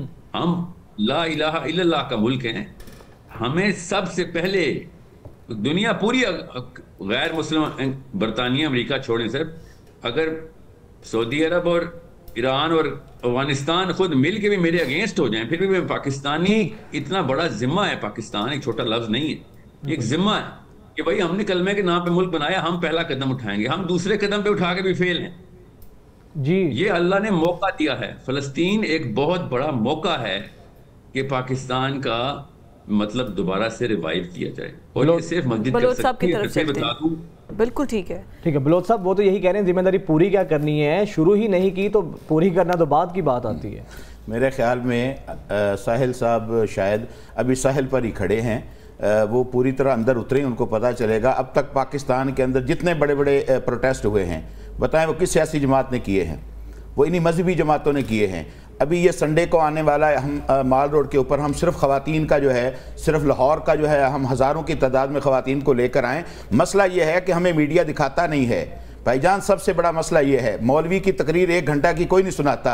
यहाँ सियासी पार्टियों के आने वाले लीडरों के लिए 3-3 दिन तक मीडिया 24 घंटे चलता है, इसलिए हमें नज़र आता है। और ये कानून फितरत है कि जो दिखता है वो बिकता है। आप हमें दिखाएं, हम जो मेहनत कर रहे हैं, जो कोशिश कर रहे हैं। देखें, मैं बात कर रहा हूँ कि इस वक्त भी पाकिस्तान के अंदर जो दीनी शऊर है वो इन्हीं उलमा की बरकत से है। जो साहिल साहब ने जो कुरान की आयत पढ़ी, ये किसी मौलवी से ही सीखी होगी ना, बैठ के सामने तर्जमा तफसीर, कोई आयत कहीं से इन्होंने कोई किताब किसी राइटर की, आलिम की पढ़ी होगी। एक तरफ उनको सिर्फ कसूरवार ठहरा देना और उनके इख्तियार में कुछ भी ना होना। मैं समझता हूं कि मौलवी अपने इख्तियारात और हालात के पेश नज़र वो तगड़ा काम कर रहा है। बेशक हमें इन छोटे छोटे के तसुबात के अंदर बिल्कुल नहीं आना चाहिए। फ़लस्तीन जो है एक बिग कैनवस के ऊपर हमें उनको रख के देखना चाहिए। हम फ़लस्तीन के लिए अल्हम्दुलिल्लाह रैलियां भी निकाल रहे हैं, तमाम मजहबी जमातें निकाल रही हैं जिनको कौम ने वोट देना है। कोई एक फ़लस्तीन के लिए खड़ा नहीं हुआ, कोई डट के बयान नहीं देता। यही वजह है कि जो क़यादत नीचे से ऊपर हम भेज रहे हैं, भाई वो कोई मदरसे की क़यादत तो जा नहीं रही, ये यूनिवर्सिटीज़ की पढ़ी हुई है, ये ऑक्सफोर्ड की पढ़ी हुई है, ये हार्वर्ड की पढ़ी हुई है। आप इनसे सवाल क्यों नहीं करते? इन्होंने करना भी कुछ नहीं, वोट भी लेना है, उम्मत की क़यादत भी संभालनी है, मुश्किल वक्त में उम्मत के काम भी इन्होंने नहीं आना। तो ये तो हमारा रोना है। इसलिए तो हम कहते हैं कि भाई आओ, शऊर पैदा करो और 2 कौमी नजरिया की बुनियाद पर, जिसके बारे में कुरान कहता है वल्लज़ी खलक़कुम फमिनकुम काफिर वमिनकुम मोमिन। अल्लाह वो ज़ात है कि जिसने इंसानियत को 2 नजरियों पर पैदा किया है। एक नजरिया या वो मोमिन है या काफिर है, दरमियान में कोई नहीं होता। वो जो होता है वो मुनाफिक होता है। इसलिए जो हुक्मरान, जो सियासी जमातें 2 कौमी नजरिया छोड़ चुकी हैं। और कायदे आजम से जब ये पूछा गया था, देखो फ़लस्तीन के बारे में कायदे आजम रहमतुल्लाह अलैह का पहले दिन से जो मौक़िफ़ था वही आज हमारा मौक़िफ़ है। आपकी सियासी जमातें हमारी मुल्क की बदकिस्मती से वो तो उसको तस्लीम करने के लिए जा रही थी। ये मजहबी अंसर ही तो आड़े है। और आज भी बड़े बड़े इज्तिमा जो हो रहे हैं, रैलियां हो रही हैं, एहतजाज हो रहा है, प्रोटेस्ट हो रहा है, तकरीरें हो रही हैं, जलसे हो रहे हैं, जुमे हो रहे हैं। भाई सिर्फ मसला यह है कि हमें दिखाया नहीं जाता, हमें मीडिया प्राइम टाइम में कुछ देता नहीं है। ये प्रॉब्लम है कि आपको नजर नहीं आता। वरना उलमा अल्हम्दुलिल्लाह आज जो दीनी तशख्खुस जितना भी आए पाकिस्तान में कायम है, ये उलमा की बरकत से है। हम उनको भी डिस्करेज करें, देखना उनको भी डिस्करेज करें, उनको भी हम जो है वो डिस्करेज करें कि वो क्यों नहीं कर रहे हो। भाई हम अपने इख्तियारात अपनी डोमेन में रहकर अल्हम्दुलिल्लाह भरपूर काम कर रहे हैं और करेंगे। बिल्कुल ठीक है बलोच साहब, लेकिन साहिल साहब मैं आपकी तरफ आऊंगी। जितना काम ये कर रहे हैं उसमें आप देखिए कि मुतसावाना रवैया बहुत ज़्यादा है, डिवीजन बहुत ज़्यादा है, किसकी बात माने, किस फ़िरके के पीछे चलें। और उसके बाद आ जाके अगर तमाम सियासी दीनी जमातें इकट्ठी हो भी जाती हैं तो फिर भी एट दी एंड इवेंचुअली फ़लस्तीन के लिए तो हम फिर भी कुछ नहीं कर सकते लिप सर्विंग के अलावा। नहीं कर सकते हैं, बड़ा कुछ कर सकते हैं। मैं बताता हूँ, अदीब साहिल साहब को करके दिखाए ना, इसके अलावा कुछ सिवाय बोलने के यहाँ पर इसके अलावा कुछ करके दिखाए ना। जवाब जी साहिल भाई, साहिल भाई खड़े हैं, मुझे मौका दें, इजाजत दें, मैं बताता हूँ, बेफिक्र रहें। हक और बातिल के बीच में सर मुनाफिक नहीं होता, हक और बातिल के बीच में खड़ा प्रोटेस्टर होता है। इस्लाम ने कभी भी प्रोटेस्ट करने के लिए सहाबा कराम प्लैक कार्ड लेके रैलियां नहीं निकालते थे, सहाबा कराम जाने देते थे। ठीक है, ये फर्क रह गया आजकल के मुसलमान में और साहबी में। मैं ऑक्सफोर्ड से पढ़े हैं या येल से पढ़े हैं या हार्वर्ड से पढ़े हैं, हम मोहम्मद मुस्तफ़ा सल्लल्लाहु अलैहि वसल्लम से पढ़े हुए हैं, हम हुसैन अलैहिस्सलाम से पढ़े हुए हैं। आपको गौर से समझें, हमारे पास एक ही मैनिफेस्टो है कि जान अल्लाह ने लेनी है और किसी ने नहीं लेनी। तौहीन सहाबा के बिल के ऊपर उलमा कराम पार्लियामेंट हाउस गए थे ना, तो फलस्तीन के ऊपर पार्लियामेंट क्यों नहीं गए? रोडों पे क्यों आए? आप लोग इकट्ठे होकर पार्लियामेंट हाउस जाके भाई उखेड़ के रखो, तुम्हारी इस 2 नंबरी से हमसे बर्दाश्त नहीं हो रहा फलस्तीन का बच्चा मरते हुए। एक भी बंदे के अपने बच्चे मरे होते तो रैलियां निकालता पाकिस्तान में। वो मैं बताता हूँ क्या करता, वो लॉ को इन्वोक करता कि या तो इस लॉ को बदलो या फिर लॉ को इस्तेमाल करो। हमारा कानून कॉन्स्टिट्यूशन करारदादे मकासद पे, हम रैलियां निकालने वाले बच्चे तैयार करना शुरू हो गए मस्जिदों पे। हम पे तो शर्म आनी चाहिए कि हम रैलियां निकालते हैं। हम रैलियां निकालने के लिए पाकिस्तान बनाया था हमने। ये पाकिस्तान का मतलब क्या है कि आप रोड भी ऊपर आके हम प्लैक कार्ड लेके बाहर आ जाएंगे जब दुनिया में कुछ मसला होगा? ये इस्लाम हमें सिखाता है। आसान करके बता रहा हूं, मोहम्मदी फलसफे के ऊपर बड़ा आसान काम है कि आपने ये उलुल अमर को अगर 2 नंबर नजर आ रहे हैं आपको नवाज शरीफ की शक्ल में या इमरान खान की, तो आप ये इख्तियार अपने हाथ में पकड़ने के लिए बच्चे तैयार करेंगे कि भाई इस्लाम वाले बंदे नहीं आ रहे तो इस्लाम वाले बंदे लेके आओ, और अगर नहीं आते तो फिर हटाओ इस निजाम को। हमें कौन से इंसान के पास जान के अलावा और क्या चीज है? और मुसलमान वाहिद वो शख्स है, और मैं फिर कह रहा हूं ताकत मस्जिद ने ही देनी है। मस्जिद के पास वाहिद मैनिफेस्टो है जो कुरानी है। हार्वर्ड और ऑक्सफोर्ड ने थोड़ी, हार्वर्ड और ऑक्सफोर्ड डरपोकी सिखाता है, प्रोटेस्ट करना हार्वर्ड ने सिखाया है, रैलियां निकालना हार्वर्ड ने सिखाया। मस्जिद नबी ने कभी प्लैक कार्ड लेके रैलियां निकालना नहीं सिखाया। एक दफा बता दें सहाबा कराम ने कोई प्रोटेस्ट किया हो कि अबू जहल बड़ा जुल्म कर रहा है, या मक्कन ने जाके बनु बकर के ऊपर हमला कर दिया और मदीना में प्रोटेस्ट शुरू हो गया? ऐसे नहीं हुआ था।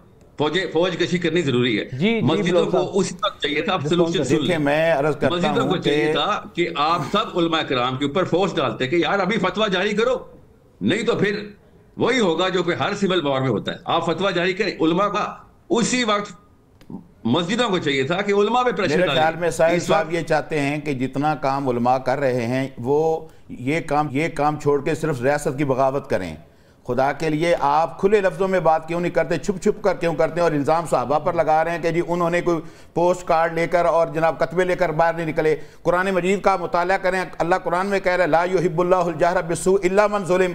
कोई शोर नहीं मचा सकता सिवाय उस शख्स के, कोई एहतजाज नहीं कर सकता सिवाय उस शख्स के जिसके ऊपर जुल्म हुआ हो। ओ भाई दुनिया के साथ आपने चलना है, क़यामत तक के लिए ये कुरान आए। उस वक्त सहाबा के पास प्ले कार्ड नहीं थे, नहीं कर सके, नहीं हालात थे, और वो जुल्म कितने अरसा सहते रहे। मक्का में बैठ कर जुल्म सहा। कुरान ने कहा उज़्न लिल्लज़ीना युक़ातिलूना बिअन्नहुम ज़ुलिमू व अन्ना अल्लाह अला नस्रिहिम लक़दीर।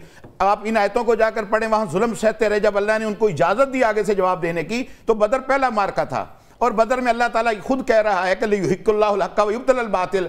अब बावजूद इसके कि सहाबा को नजर आ रहा था हम तादाद में बहुत थोड़े हैं, वो तो आए थे अबू सुफियान का तिजारती काफिला लूटने के लिए, अब उनको साथ मुसल्ला लोगों के साथ लड़ना पड़ गया। तो अल्लाह ने सहाबा की कैफियत को सूरह अनफाल में और तौबा में बयान किया है। देखें, प्ले कार्ड उठाकर जो बंदा नहीं जा सकता, वो कमजोर है, वो मजबूर है, इसका मतलब वो यहां भी आवाज ना बुलंद करे। देखें, हमारी एक रियासत है, एक कॉन्स्टिट्यूशन है, हमारे इदारे हैं, हमारा एक निज़ाम है, हम उस निज़ाम के साथ खड़े होंगे। हम उस निज़ाम की बगावत नहीं कर सकते, हम उसके साथ डट के खड़े होंगे और अपने मजलूम भाइयों की मदद के लिए आवाज बुलंद करेंगे। बिल्कुल बात की बात ठीक है, थोड़ा कूल डाउन हो जाइए, लेकिन आप ये देखिए कि सिर्फ प्ले कार्ड उठा के प्रोटेस्ट कर देना, इससे दबाव आएगा। मेरी बात सुने, मैं ये नहीं कह रहा कि सिर्फ प्ले कार्ड, हम बहुत सारी बातें जो है खुल के कर नहीं सकते। अफगानिस्तान में कौन जाके लड़ा है? नहीं, लेकिन कश्मीर में कौन जाके लड़ा है? साहिल भाई यही तो वो कह रहे हैं, वो कह रहे हैं कि अगर ये एहतजाज भी ना करें, बेवकूफ लोग हैं, तो फिर क्या करें? क्या करें? जी साहिल भाई, आप ओवर टू यू। पाकिस्तान हमने बनाया था मक्का जाने के लिए नहीं, मदीना जाने के लिए पाकिस्तान बनाया था। समझे, ये मक्का मदीना की डेफिनेशन भी आप छोड़ दें। हम मक्का और मदीना दोनों की सीरत के पहलू को लेते हैं, हम कोई मक्की दौर की बात नहीं कर रहे। ये आप अपनी गलतफहमी निकाल दें। हम मदीने की लेते हैं, नबी सल्लल्लाहु की सीरत। अभी आपने मक्का में वापस ट्रांसफर किया हमें। आप जानबूझकर अपना बयानिया बनाने के लिए मक्का लेकर जा रहे हैं। मैं कह रहा हूं कि हम नबी, जब हम पर इस्लाम मुकम्मल हो गया तो हम अब मक्का मदीना दोनों की चीजों को लेकर आसान करते हैं, ऐसा करते हैं, आसान करते हैं। एक फलस्तीनी से पूछ लेते हैं कि इस वक्त मुसलमानों को एहतजाज करना चाहिए या पॉलिटिक्स करनी चाहिए? तो मैं अब जवाब दे देता हूं, पॉलिटिक्स करनी चाहिए। और इस वक्त पॉलिटिक्स गेम ऑफ एट्रिशन में है, मस्जिद अपना पोटेंशियल रियलाइज नहीं कर रही। अगर सारी मस्जिदें यकमुश्त ये शिया सुन्नी खेलने, बरेलवी देवबंदी खेलने की बजाय मोबिलाइज हों कि भैया अब हम प्रेशर पॉइंट क्रिएट करेंगे पार्लियामेंट हाउस के ऊपर कि अब अवाम जो है वो फलस्तीन के बच्चे मरने नहीं दे, पाकिस्तानी अवाम फलस्तीन पे गोली नहीं चलने देगी, अपने तमाम तर हरबी कार्रवाइयां शुरू करो, तो पार्लियामेंट हाउस को मजबूरन ये बिल देना पड़ेगा। ये बगावत है, इसको सियासत कहते हैं, बगावत नहीं कहते। इसलिए मैं कह रहा हूं आम लड़का मस्जिद जाना बंद हो गया, क्योंकि उनको यही नहीं पता कि बगावत और सियासत में फर्क क्या होता है। आप लोगों को हिकमत नहीं आती तो हम सिखा देते हैं, कोई बात नहीं, हम हार्वर्ड से पढ़ के आ गए, कोई बात नहीं। मगर मानना फिर भी मैंने सुन्नत को ही है। सीरा में नबी इस्लाम ने जिस तरीके से प्रेशर पॉइंट क्रिएट किए हैं, हमें पता है कैसे करते हैं। अब आपको मैं इसलिए बता रहा हूं, आपकी नीयत पे शक नहीं है मुझे। जो लोग एहतजाज करने आ रहे हैं यकीनन बेहतर है उन लोगों से जो क्रिकेट मैच बैठे देख रहे हैं इस वक्त। मुझे भी पता है इस बात का। मैं उन लोगों को क्रिटिसाइज नहीं, चैनल करने की बात कर रहा हूं कि अपनी पावर का अंदाज, सोने की कान पे बैठा हुआ है आलिम इस वक्त, मगर वो काम नहीं हो सक रहा बिकॉज उसको कोई डायरेक्शन नहीं मिल रही कि भाई पॉलिटिक्स कैसे करनी। इस वक्त मस्जिद से ज्यादा पॉलिटिकल पोटेंशियल किसी के पास नहीं है। हमारे पास माशाअल्लाह, और अल्लाह कायम रखे, मस्जिदों की तादाद और उनके अंदर आने वालों के सेंटिमेंट प्योर है। वो अच्छी नीयत से मस्जिद जाते हैं और मस्जिद का खतीब भी अच्छी नीयत से बयान कर रहा होता है। उसको वो फरासत नहीं नजर आ रही कि आम MSF PSF का अनपढ़ लड़का उसको सियासत करनी आ जाती है। और ये सीरा, कुरान और तमाम तर तदब्बर के बाद भी वो वाला तफक्कर के बाद ही वो वाला तदब्बर नहीं लेके आ सक रहा कि सियासत करनी कैसे। क्यों? क्योंकि हमें इस्लाम को बता दिया है कि नहीं जी हमारा काम है ही नहीं। हमने अगर हुकूमत के मामलात में इंटरफेरेंस की तो बगावत में आ जाएगा। ये बगावत कैसे आएगा? हम डेमोक्रेसी में रहते हैं, गेम ऑफ नंबर्स है। मस्जिद के पास नंबर्स है, मस्जिद के पास इमोशन है। ये दोनों चीजें चैनल करनी जरूरी हैं। इतनी बड़ी तादाद अगर मसाजिद की है तो जाहिर है कि उसमें अपना कोई ना कोई रोल। साहिब साहब आपकी बात बिल्कुल ठीक है। बलूच साहब, वैसे इतनी बड़ी तादाद में अगर मजहबी जमातें भी हैं, मसाजिद भी हैं, सब इकट्ठे होकर एक क्यों नहीं आवाज उठा रहे? आप हम एक होता अपने जो मसाजिद हैं उनको नहीं, वो आवाज क्या उठानी है ये भी बताना है ना। खाली एक आवाज से तो क्या, एक आवाज अगर आप सीरत नबी को ही देख रहे हैं तो सीरत नबी में हज़रत मोहम्मद मुस्तफा सल्लल्लाहु अलैहि वसल्लम एक कंप्लीट पैकेज थे। वो तो सियासी लीडर भी थे। ऐसा थोड़ी है कि उन्होंने सिर्फ आलम दीन बने और सियासत से पीछे हो गए। असल में मसला ये है कि ये ओवरऑल जवाल है उम्मत का, मगर उसको खींच तान के, चूंकि एक आसान टारगेट है मौलवी, तो साहिल साहब खींच के मौलवी की तरफ ले आते हैं, दूसरी तरफ नहीं जाएंगे, कभी भी नाम में भी नहीं लेंगे। देखे ना, कुरान कहता है फत्तकुल्लाह मस्ततातुम, आप अपनी ताकत के मुताबिक ही आपने तकवा इख्तियार करना है। इसके बगैर हम हाथ तो नहीं झाड़ सकते कि उम्मत पर जवाल आ गया और हमने हाथ झाड़ लिया। हम तो अपना काम कर रहे हैं, ये काम करने का है मीडिया का। उलमाए किराम भी अपना किरदार अदा करें तो उम्मत पर जवाल फिर कैसे? हाँ, वो देखिए मेरी बात सुने। जब इख्तियार, जब ताकत, जब वसाइल, जब अफवाज, जब इदारे किसी और के पास हों, सारा काम मौलवी के लिए क्यों का? देखिए मौलवी का काम था मस्जिद बनाना, मस्जिद वाफर हो गई। मौलवी का काम था अजान देना, अजान वक्त पर हो रही। मौलवी का काम था जनाजा, कुरान, तर्जुमा, तफसीर पढ़ाना, हो रहा है। जितना आज हमारे पास नॉलेज है इल्मी, वो उलमा की वजह से रह के। कहते हैं यूनिवर्सिटी के प्रोफेसर के पास वो यूनिवर्सिटी किसी गैर मुस्लिम मुल्क की है, यूनिवर्सिटी पाकिस्तान की है, और उस मुल्क की जिसका मकसद ला इलाहा इल्लल्लाह कहा गया। पाकिस्तान का मतलब क्या? ला इलाहा इल्लल्लाह। भाई बात यह है, हम मक्का के दौर की बात नहीं कर रहे। हमारे सामने हमारी मजबूरियां, हमारा कॉन्स्टिट्यूशन है। हमारा कॉन्स्टिट्यूशन को हमने कॉन्स्टिट्यूशन के अंदर हर चीज मौजूद है, उसकी इंप्लीमेंटेशन में कमजोरी है। हम उसके लिए जिस बेबसी का अभी आप इजहार कर रहे हैं, मस्जिद नबी की अगर बात करें, वो तो एक कम्युनिटी सेंटर था। वहां पे सिर्फ मौलवी का काम इमामत करवाना तो नहीं था, तो हुक्मरान भी तो इस तरह के नहीं थे भाई, वो सब चीजें थी। बात सुने ना, उस वक्त के वज़रा इस तरह के वज़रा थे ना, उनका हुक्मरान नबी करीम सल्लल्लाहु अलैहि वसल्लम इस तरह का नौजुबिल्लाह हुक्मरान थे। हम मिसाल उस दौर की देते हैं, लोग इस दौर के हम सामने रखते हैं। लेकिन सब्स्टिट्यूट साहिल भाई, अगर लोगों को, अगर एक उलमाए कराम हमारे तबके पर एतबार नहीं है, अगर लोग जिस तरह बलोच साहब कह रहे हैं कि उन लोगों को वोट देते हैं, तो फिर इसमें गलती कहाँ पर आती है? किसकी गलती है इस पे? मेरे ख्याल में अगर मेरा तवील जवाब ले लिया जाए ना, भाई को पूरी समझ आ जाए। समझ लें, ये जो शेख बार बार ये मुझे उकसा रहे हैं कि मैं नवाज शरीफ को काफिर बोलूं या इमरान। मैं तो, आपने तो मेरा काम देखा ही नहीं कभी। मैं तो इन लोगों को पहले दिन से मुनाफिक कहता आ रहा हूँ। ये मुस्लिम लीग वाले, मैं अगर मुफ्ती होता तो सबसे पहले मुस्लिम लीग में जाना कुफर का फतवा देता कि ये तो सूद वाले सरबराह, इन्होंने सूद के लिए लड़ाइयां की है कि सूद ऑन करवाओ पाकिस्तान में। इन्होंने इस फलस्तीन की बात कर, ये पीटीआई वाले जो इमरान खान के लिए पहुंच जाते थे, फलस्तीन के लिए कोई नहीं निकल सकता। मैं इनसे मैं तवक्कुआत रखूंगा। आप ना शायद मेरा काम कभी देख नहीं सके हैं, इसलिए आप तफसील से देख लें कि मैं चाहता क्यों, मैं बोलता क्यों, मेरा बयानिया क्या लिखा गया मैंने। मैं कभी भी किसी का नाम लेने में आर नहीं रखता हूं। मैंने हमेशा खुलेआम बात की है। आप लोगों को मुस्लिम लीग में जाना, अपने आप को इस्लाम के दिलासे देना और मुसलमान को दुनिया का सबसे लाचार और कमजोर और बुज़दिल शख्सियत बनाना, ये आप लोगों का वतीरा हो गया कि हम तो और कुछ कर नहीं सकते। हमने आपसे जनाजे पढ़वाने के लिए नहीं आपको कुरान दिया था, हमने मुसलमान मोबिलाइज करने के लिए कुरान दिया था। पाकिस्तान का मतलब ला इलाहा इल्लल्लाह है। पाकिस्तान का मतलब ये नहीं है कि तलाक कैसे देनी है और अस्तंजा कैसे करना है। गौर से समझें इस बात को। अपने आप को खुद डिमीन कर रहे हैं आप लोग। जितने में आप लोगों की साइड लेता हूं उतने ही अपनी औकात दिखा देते हैं कि भाई हमारे तवक्को ना रखना, हम सिर्फ और सिर्फ जनाजा पढ़ाने वाले मौलवी हैं। कुछ हया शर्म करें, इस्लाम का नाम ले रहे हैं और इतना निचला किस्म का इंप्रेशन दे रहे हैं कि मुसलमान मौलवी लड़का इस्लाम में आएगा तो बिल्कुल खत्म और खसीस हो जाएगा।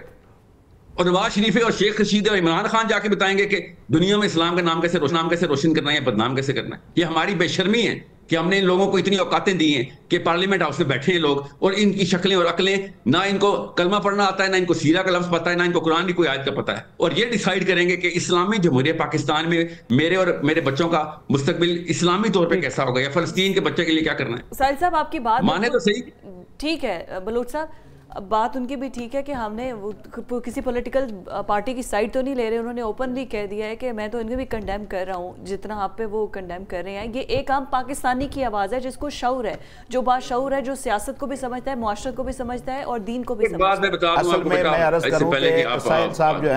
है। ये कंफ्यूज है, इनको अपने मनहज का पहली बात तो पता ही कोई नहीं। मैंने हिसाब लगाया, देखें इनको ये किसी खास राइटर को पढ़ते हैं उस हिसाब से अपना मैंने इनका काम देखा है, इनको मैं देखता हूँ, सुनता हूँ, फॉलो करता हूं। गुजारिश ये है कि हमारे पास जो ताकत और इख्तियार है आप हमें दिलवाएं रास्ते इदारों से, हम वहां कुर्बानियां देने के लिए पहुंच जाएंगे, हम वहां पर जाने देने के लिए पहुंच जाएंगे।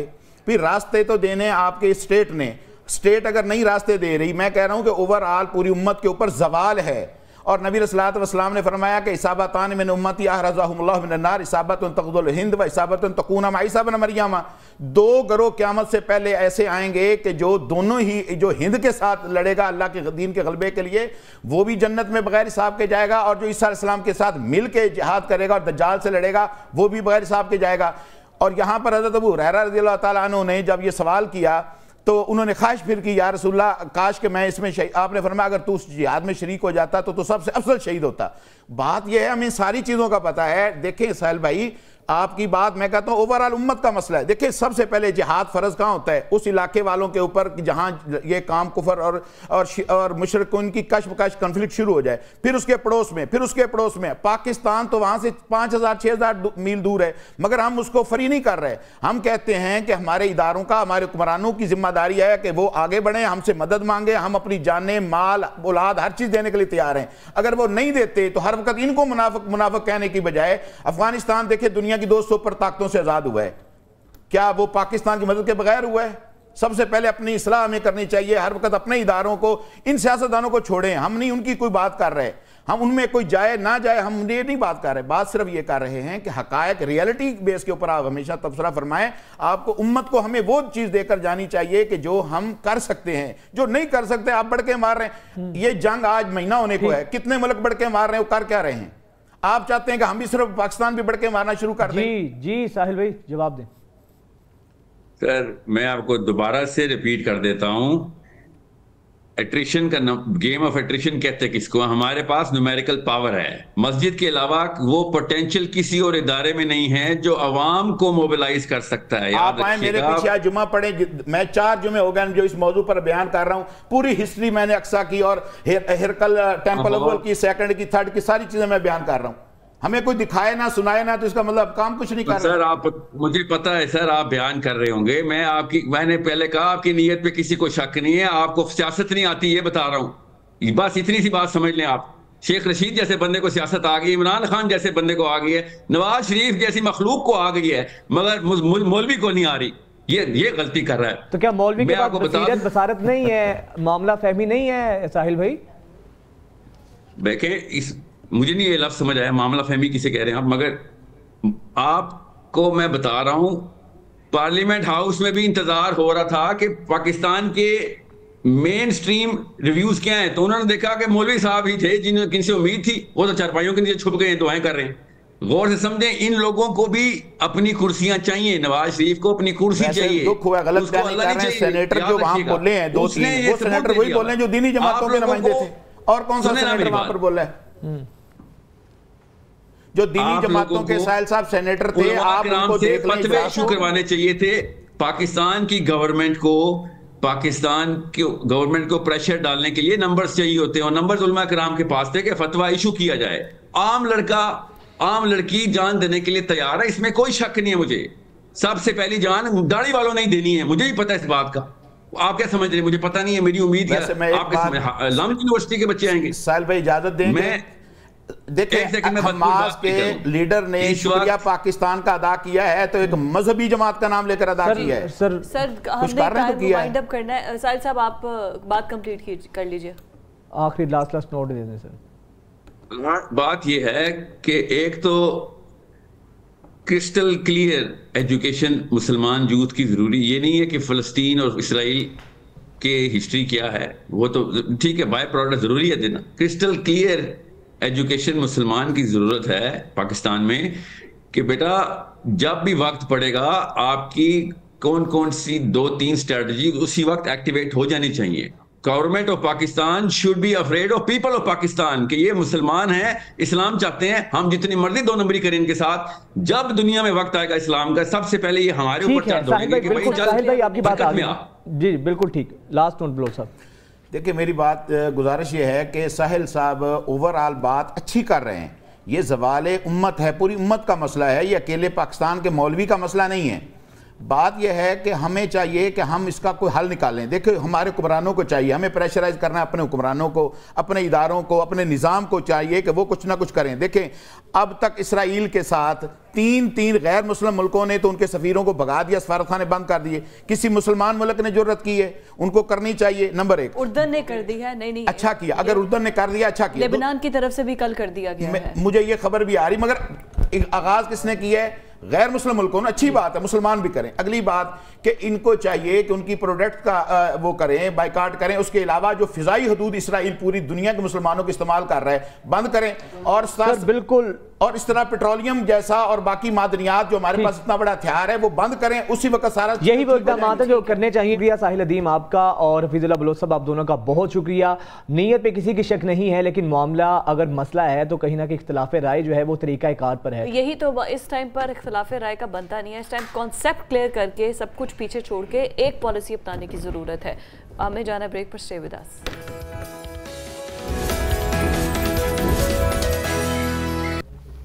ब्रेक के बाद आपको खुशरामदीद कहते हैं। और अभी एक अहम रिवायत तो नहीं है, लेकिन पिछले कुछ सालों में ये बहुत ज़्यादा है कि हैलोविन मनाया जाता है, हैलोविन पार्टीज़। वैसे तो ये यूरोप से और अमेरिका से ज़्यादा ये सिलसिला शुरू हुआ है, ड्राइव की गई है। 31 अक्टूबर को हर साल जो है वो मनाया जाता है। शुरू ये सिलसिला रोम से हुआ था, लेकिन रोम से ज़्यादा अब ये यूरोप और अमेरिका में और कनाडा में, मतलब ऐसी स्टेट्स में, वेस्ट में बहुत ज़्यादा इसका कल्चर है। आहिस्ता आहिस्ता ये करते करते अब पहले एलीट में था पाकिस्तान जैसे मुल्क में, अब ये बहुत कॉमन हो चुका है। स्कूल्स के अंदर होता है, सेलिब्रिटीज़ इसको सेलिब्रेट करते हैं, पॉलिटिशियंस इसको सेलिब्रेट करते हैं, और ये बहुत सिलसिला है ये हैलोवीन। अच्छा, हम लोग ना बस हमें ना हम कॉपी कैट बन चुके हैं। हमने कोई भी त्यौहार अमेरिका से वहाँ से हो, हमारे अपने बहुत सारे त्यौहार हैं, बहुत सारा हमारा अपना कल्चर है।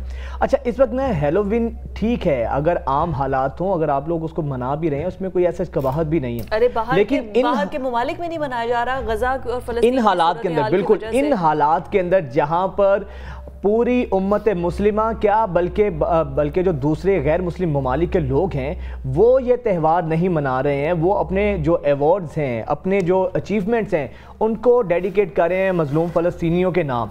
तो ऐसे में इस्लामी जमहूरिया पाकिस्तान की सियासतदान और उस पार्टी की सियासतदान जिसने इस मुल्क को आइन दिया है। शर्मिला फारूकी साहिबा किसी तारुफ की मोहताज नहीं है, सीजन पॉलिटिशियन है, पाकिस्तान पीपल्स पार्टी की सीनियर रहनुमा है। अभी आप देखें ये जो जोकर का रूप धारे हैलोवीन मना रही हैं, इतनी बेहिसी, इतनी संग दिली, हमारे लोग इस हद तक बेहिस हो चुके हैं। हमारे सियासतदान जो कि एक आवाम के लिए, अपनी कौम के लिए एक रोल मॉडल होता है, जिसको लोग जिससे इंस्पायर होते हैं। अब आप ये देखें, ये जोकर जैसा रूप अपनाकर वो हैलोवीन मना रही हैं और इन हालात के अंदर मना रही हैं। और उसके बाद ये जो बेशर्मी और ढिठाई की इंतहा है, उन्होंने बड़ा, एबा बुखारी ने इसको बड़ा जो है वो कंडेम किया। उन्होंने कहा कि शर्म आनी चाहिए। और फिर आप कोई वो ऐसा नहीं है कि आप बाहर से आई हुई हैं, आप पाकिस्तान की रिवायात को समझती हैं। इस वक्त मुसलमानों पे जो जुल्म सितम हो रहा है आप उसको समझती हैं। आप पॉलिटिशियन हैं, सीजनल पॉलिटिशियन हैं, डिप्लोमेटिक जो नॉर्म्स हैं उनको समझती हैं। यहाँ तो ऐसा कोई 15 साल का बच्चा हो ना, 10 साल का बच्चा हो, जिसे शऊर ना हो, जिसे पता ना हो, जो टीनेजर हो, वो ये हरकतें करता है कि कॉलेज में थे, सब फ्रेंड्स ने मिलके कहा तो हो गया, एक्सक्यूज भी हो जाता है, बंदा किसी तरीके से नज़रअंदाज भी कर देता है। आप इतनी बाशऊर अपनी उम्र देखें, अपना ओहदा देखें, अपनी पार्टी देखें आप। अच्छा, अहमक मस्खरे का रूप शुरू में, टू बी वेरी फ्रैंक, शुरू में जब ये तस्वीर इनकी आई ना तो मुझे ये लगा कि फोटोशॉप्ड है। वल्ला मैंने यकीन नहीं किया कि यार शर्मिला फारूकी एक पीपल्स पार्टी की एक सियासी जमात की सीनियर रहनुमा है, तो वो ऐसा नहीं है कि फोटोशॉप या एडिटेड पिक्चर है। बट अब जो सामने आ रही हैं चीज़ें, वाकई ही में ये चीज़ की गई है। और अब ये दूसरी पिक्चर में देखें कि अपने बेटे और बेटी के लिए पूरी पार्टी का एहतमाम किया गया है। ये जुगन काजिम है, जिन्होंने खुद भी हैलोवीन का रूप अपनाया हुआ है अपने बच्चे। और बच्चे इस वक्त कोई चाहे सेलिब्रिटी हो या कोई भी आम पाकिस्तानी हो, इट डजेंट मैटर। असल चीज़ ये है कि आपके अंदर अगर एहसास है, दूसरों के बच्चे, मुस्लिम उम्मत के बच्चे, फ़लस्तीन के बच्चे जिसको हम किबला अव्वल कहते हैं, बच्चा तो चाहे मुस्लिम का हो या गैर मुस्लिम का हो, जिसके साथ भी जुल्म हो रहा है वो गलत है।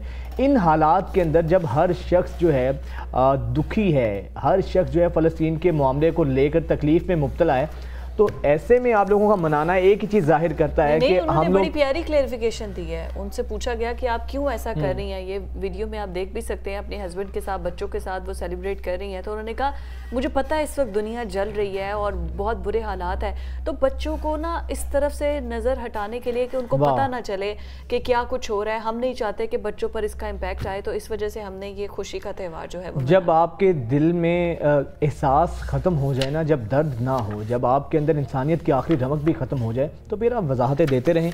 लेकिन वो लोग भी तो हैं, उशना शाह को देखें, बेशुमार पाकिस्तान की सेलिब्रिटीज़ हैं, आतिफ असलम बेवकूफ़ हैं, वो पागल हैं जो करोड़ों रुपया फ़लस्तीनियों को डोनेट कर रहे हैं, या जावेद अफरीदी हैं, या इसके अलावा हमारी जितनी भी वो दिन बहरोज़ सब्जवारी हमारे साथ मौजूद थे, किस तरीके से वो दुखी अपने गम का इजहार कर रहे थे। ये देखें जो इतने लोग सड़कों पर निकल रहे हैं, अपने कारोबार बंद करके, अपनी दुकानें बंद करके, एक फरीज़ा समझते हुए जो लोग निकल रहे हैं, या हम यहाँ पर बैठ कर बाकी तमाम इश्यूज़ को छोड़कर एक अहम इशू पर तवज्जो दिला रहे हैं, इस पर ट्रांसमिशंस कर रहे हैं, तो हमारे साथ मजाक करने के मुतरादिफ है कि हैलोवीन मनाई जा रही है इस वजह से कि जो इतना सा बच्चा है ना, उसको ये पता ना चले कि आपके जो दूसरे बच्चे हैं, जो आपके मुसलमान दोस्त हैं, जो मुसलमान बहन भाई हैं, जिनको आप कभी मिले नहीं हैं, लेकिन रोज़े क़यामत आप उन्हें मिलेंगे, तो वो शहीद हो रहे हैं, तो उनको उनके जहनों पर उसके असरात ना आए। ये सूरत हाल है जी। और इसको मनाने के लिए मुस्लिम से ज़्यादा गैर मुस्लिम इस वक्त सड़कों पर मौजूद हैं, क्योंकि उनके अंदर इंसानियत बाकी है, दर्द तकलीफ़ है। ये तो हमने बात कर ली है। अच्छा, अब पाकिस्तान की हालात की अगर हम बात करें तो पाकिस्तान में इस वक्त जो है आपको पता है कि मौशी हालात किस हद तक हैं। जब मौशी हालात ख़राब होते हैं तो फिर जराइम में इजाफा होता है। अब एक शहरी है, उसकी एक ना ऐलान जो है आजकल बड़ा आपने देखा होगा सोशल मीडिया पर वायरल हो रहा है। वो चोरों से जो डाकू हैं उनसे ये कहता नजर आ रहा है कि जनाब, मेरा ख्याल है पहले वो ऐलान दिखा देते हैं, उसके बाद फिर इस पर तबसरा करते हैं। जरा ऐलान मुलाहिजा कीजिए। यार कितने दुख की बात है वैसे कि मतलब उसने कितनी बेबसी में उसने अपने वो तकलीफ ले लो, अगर आपने ले लिया। वैसे कितने दुख की बात है वैसे कि हमारे यहाँ पर इतनी बेरोजगारी और इतना, जब नौजवानों को जॉब्स मिलेंगी तो वो क्यों किसी को लूटेंगे, और किसी को लूटने को दिल करेगा? कोई अपना ज़मीर, अपनी कब्र, बोझ क्यों बर्दाश्त करेगा? हमारे भी अपने वैसे प्लेटफॉर्म से चोरों लूटर से ये इल्तजा है कि कुछ ग्रेस पैदा करें, पैसा आप ले लें, मोबाइल भी आप ले लें, लेकिन ये बेचारों के कागजात, ये चीजें जो चोरों लुटेरों से क्या रिक्वेस्ट करनी है, वो तो उनको तो पकड़े, जो इदारे हैं उनसे दरख्वास्त है कि कम से कम वो फिर ये ना करें। एक तो उनके पैसे चले गए, उनके साथ ज्यादती हो रही है, आप ऊपर से नए पेपर बनाने के लिए, नए करने के लिए फिर रिश्वत भी नहीं, अगर आपको जल्दी चाहिए तो अर्जेंट चाहिए। अच्छा, चोर तो एक दफा लूटता है ना, ये कागजात, ये जो इदारे के लोग हैं ये तो बेचारों को बार बार लूटते हैं। रिश्वत देनी पड़ती है, FIR हो तब आपको लूटा जाता है, अपने आप डॉक्यूमेंट्स बनवाने जाते हैं तब आपको लूटा जाता है, लाइसेंस बनवाने जाते हैं। ये तो एक दफ़ा चोरों के हाथों लुटने तक बात खत्म नहीं होती, जगह जगह आप लोग लूटते हैं। जो डाक ऑफिस है वहाँ पर जाकर, पोस्ट ऑफिस में जाकर वो चीज़ें डाल दें, ऑटोमेटिकली कहीं ना कहीं तो पहुँच ही जाती है ना। अच्छा, कुछ चोर ऐसे होते हैं, हमारे जानने वालों के यहाँ चोरी की वारदात हुई तो उन्होंने वॉलेट से पैसे निकाले और बाकी सारी चीज़ें उनकी वापस कर दी थी। तो कुछ चोर ऐसे होते हैं, चलिए ये भी चोरों की मेहरबानी, अगर वो इतना रहम खा लेते हैं कि पैसे निकाल के, और वैसे भी उनके काम की ये चीज़ नहीं है ना, रख के क्या करेंगे। ATM कार्ड्स होते हैं आपके, ड्राइविंग लाइसेंस होते हैं आपके, ID कार्ड्स होते हैं, किसी ने कोई पेपर, कोई कागज़, कोई ऑफिस का, वो फौरी आप उसमें डाल लेते हैं। कोई इंपॉर्टेंट नंबर्स होते हैं, कोई आपने हिसाब किताब लिखा होता है किसके कितने देने हैं वो, लेकिन क्या करें, ना इदारे हैं और ना करें कुछ ना, बस हम भी इजाज़त लेते हैं। मेरा ख्याल है करने का काम तो इदारों का है, इदारों को चाहिए कि कुछ सोचें, करें। लोगों की हलाल की कमाई रोज़ाना इस तरह लुट रही है चोरों डकैतों के हाथों। हमें इजाज़त दें, मंडे को इंशाल्लाह आपसे मुलाकात होगी। अल्लाह हाफ़िज़।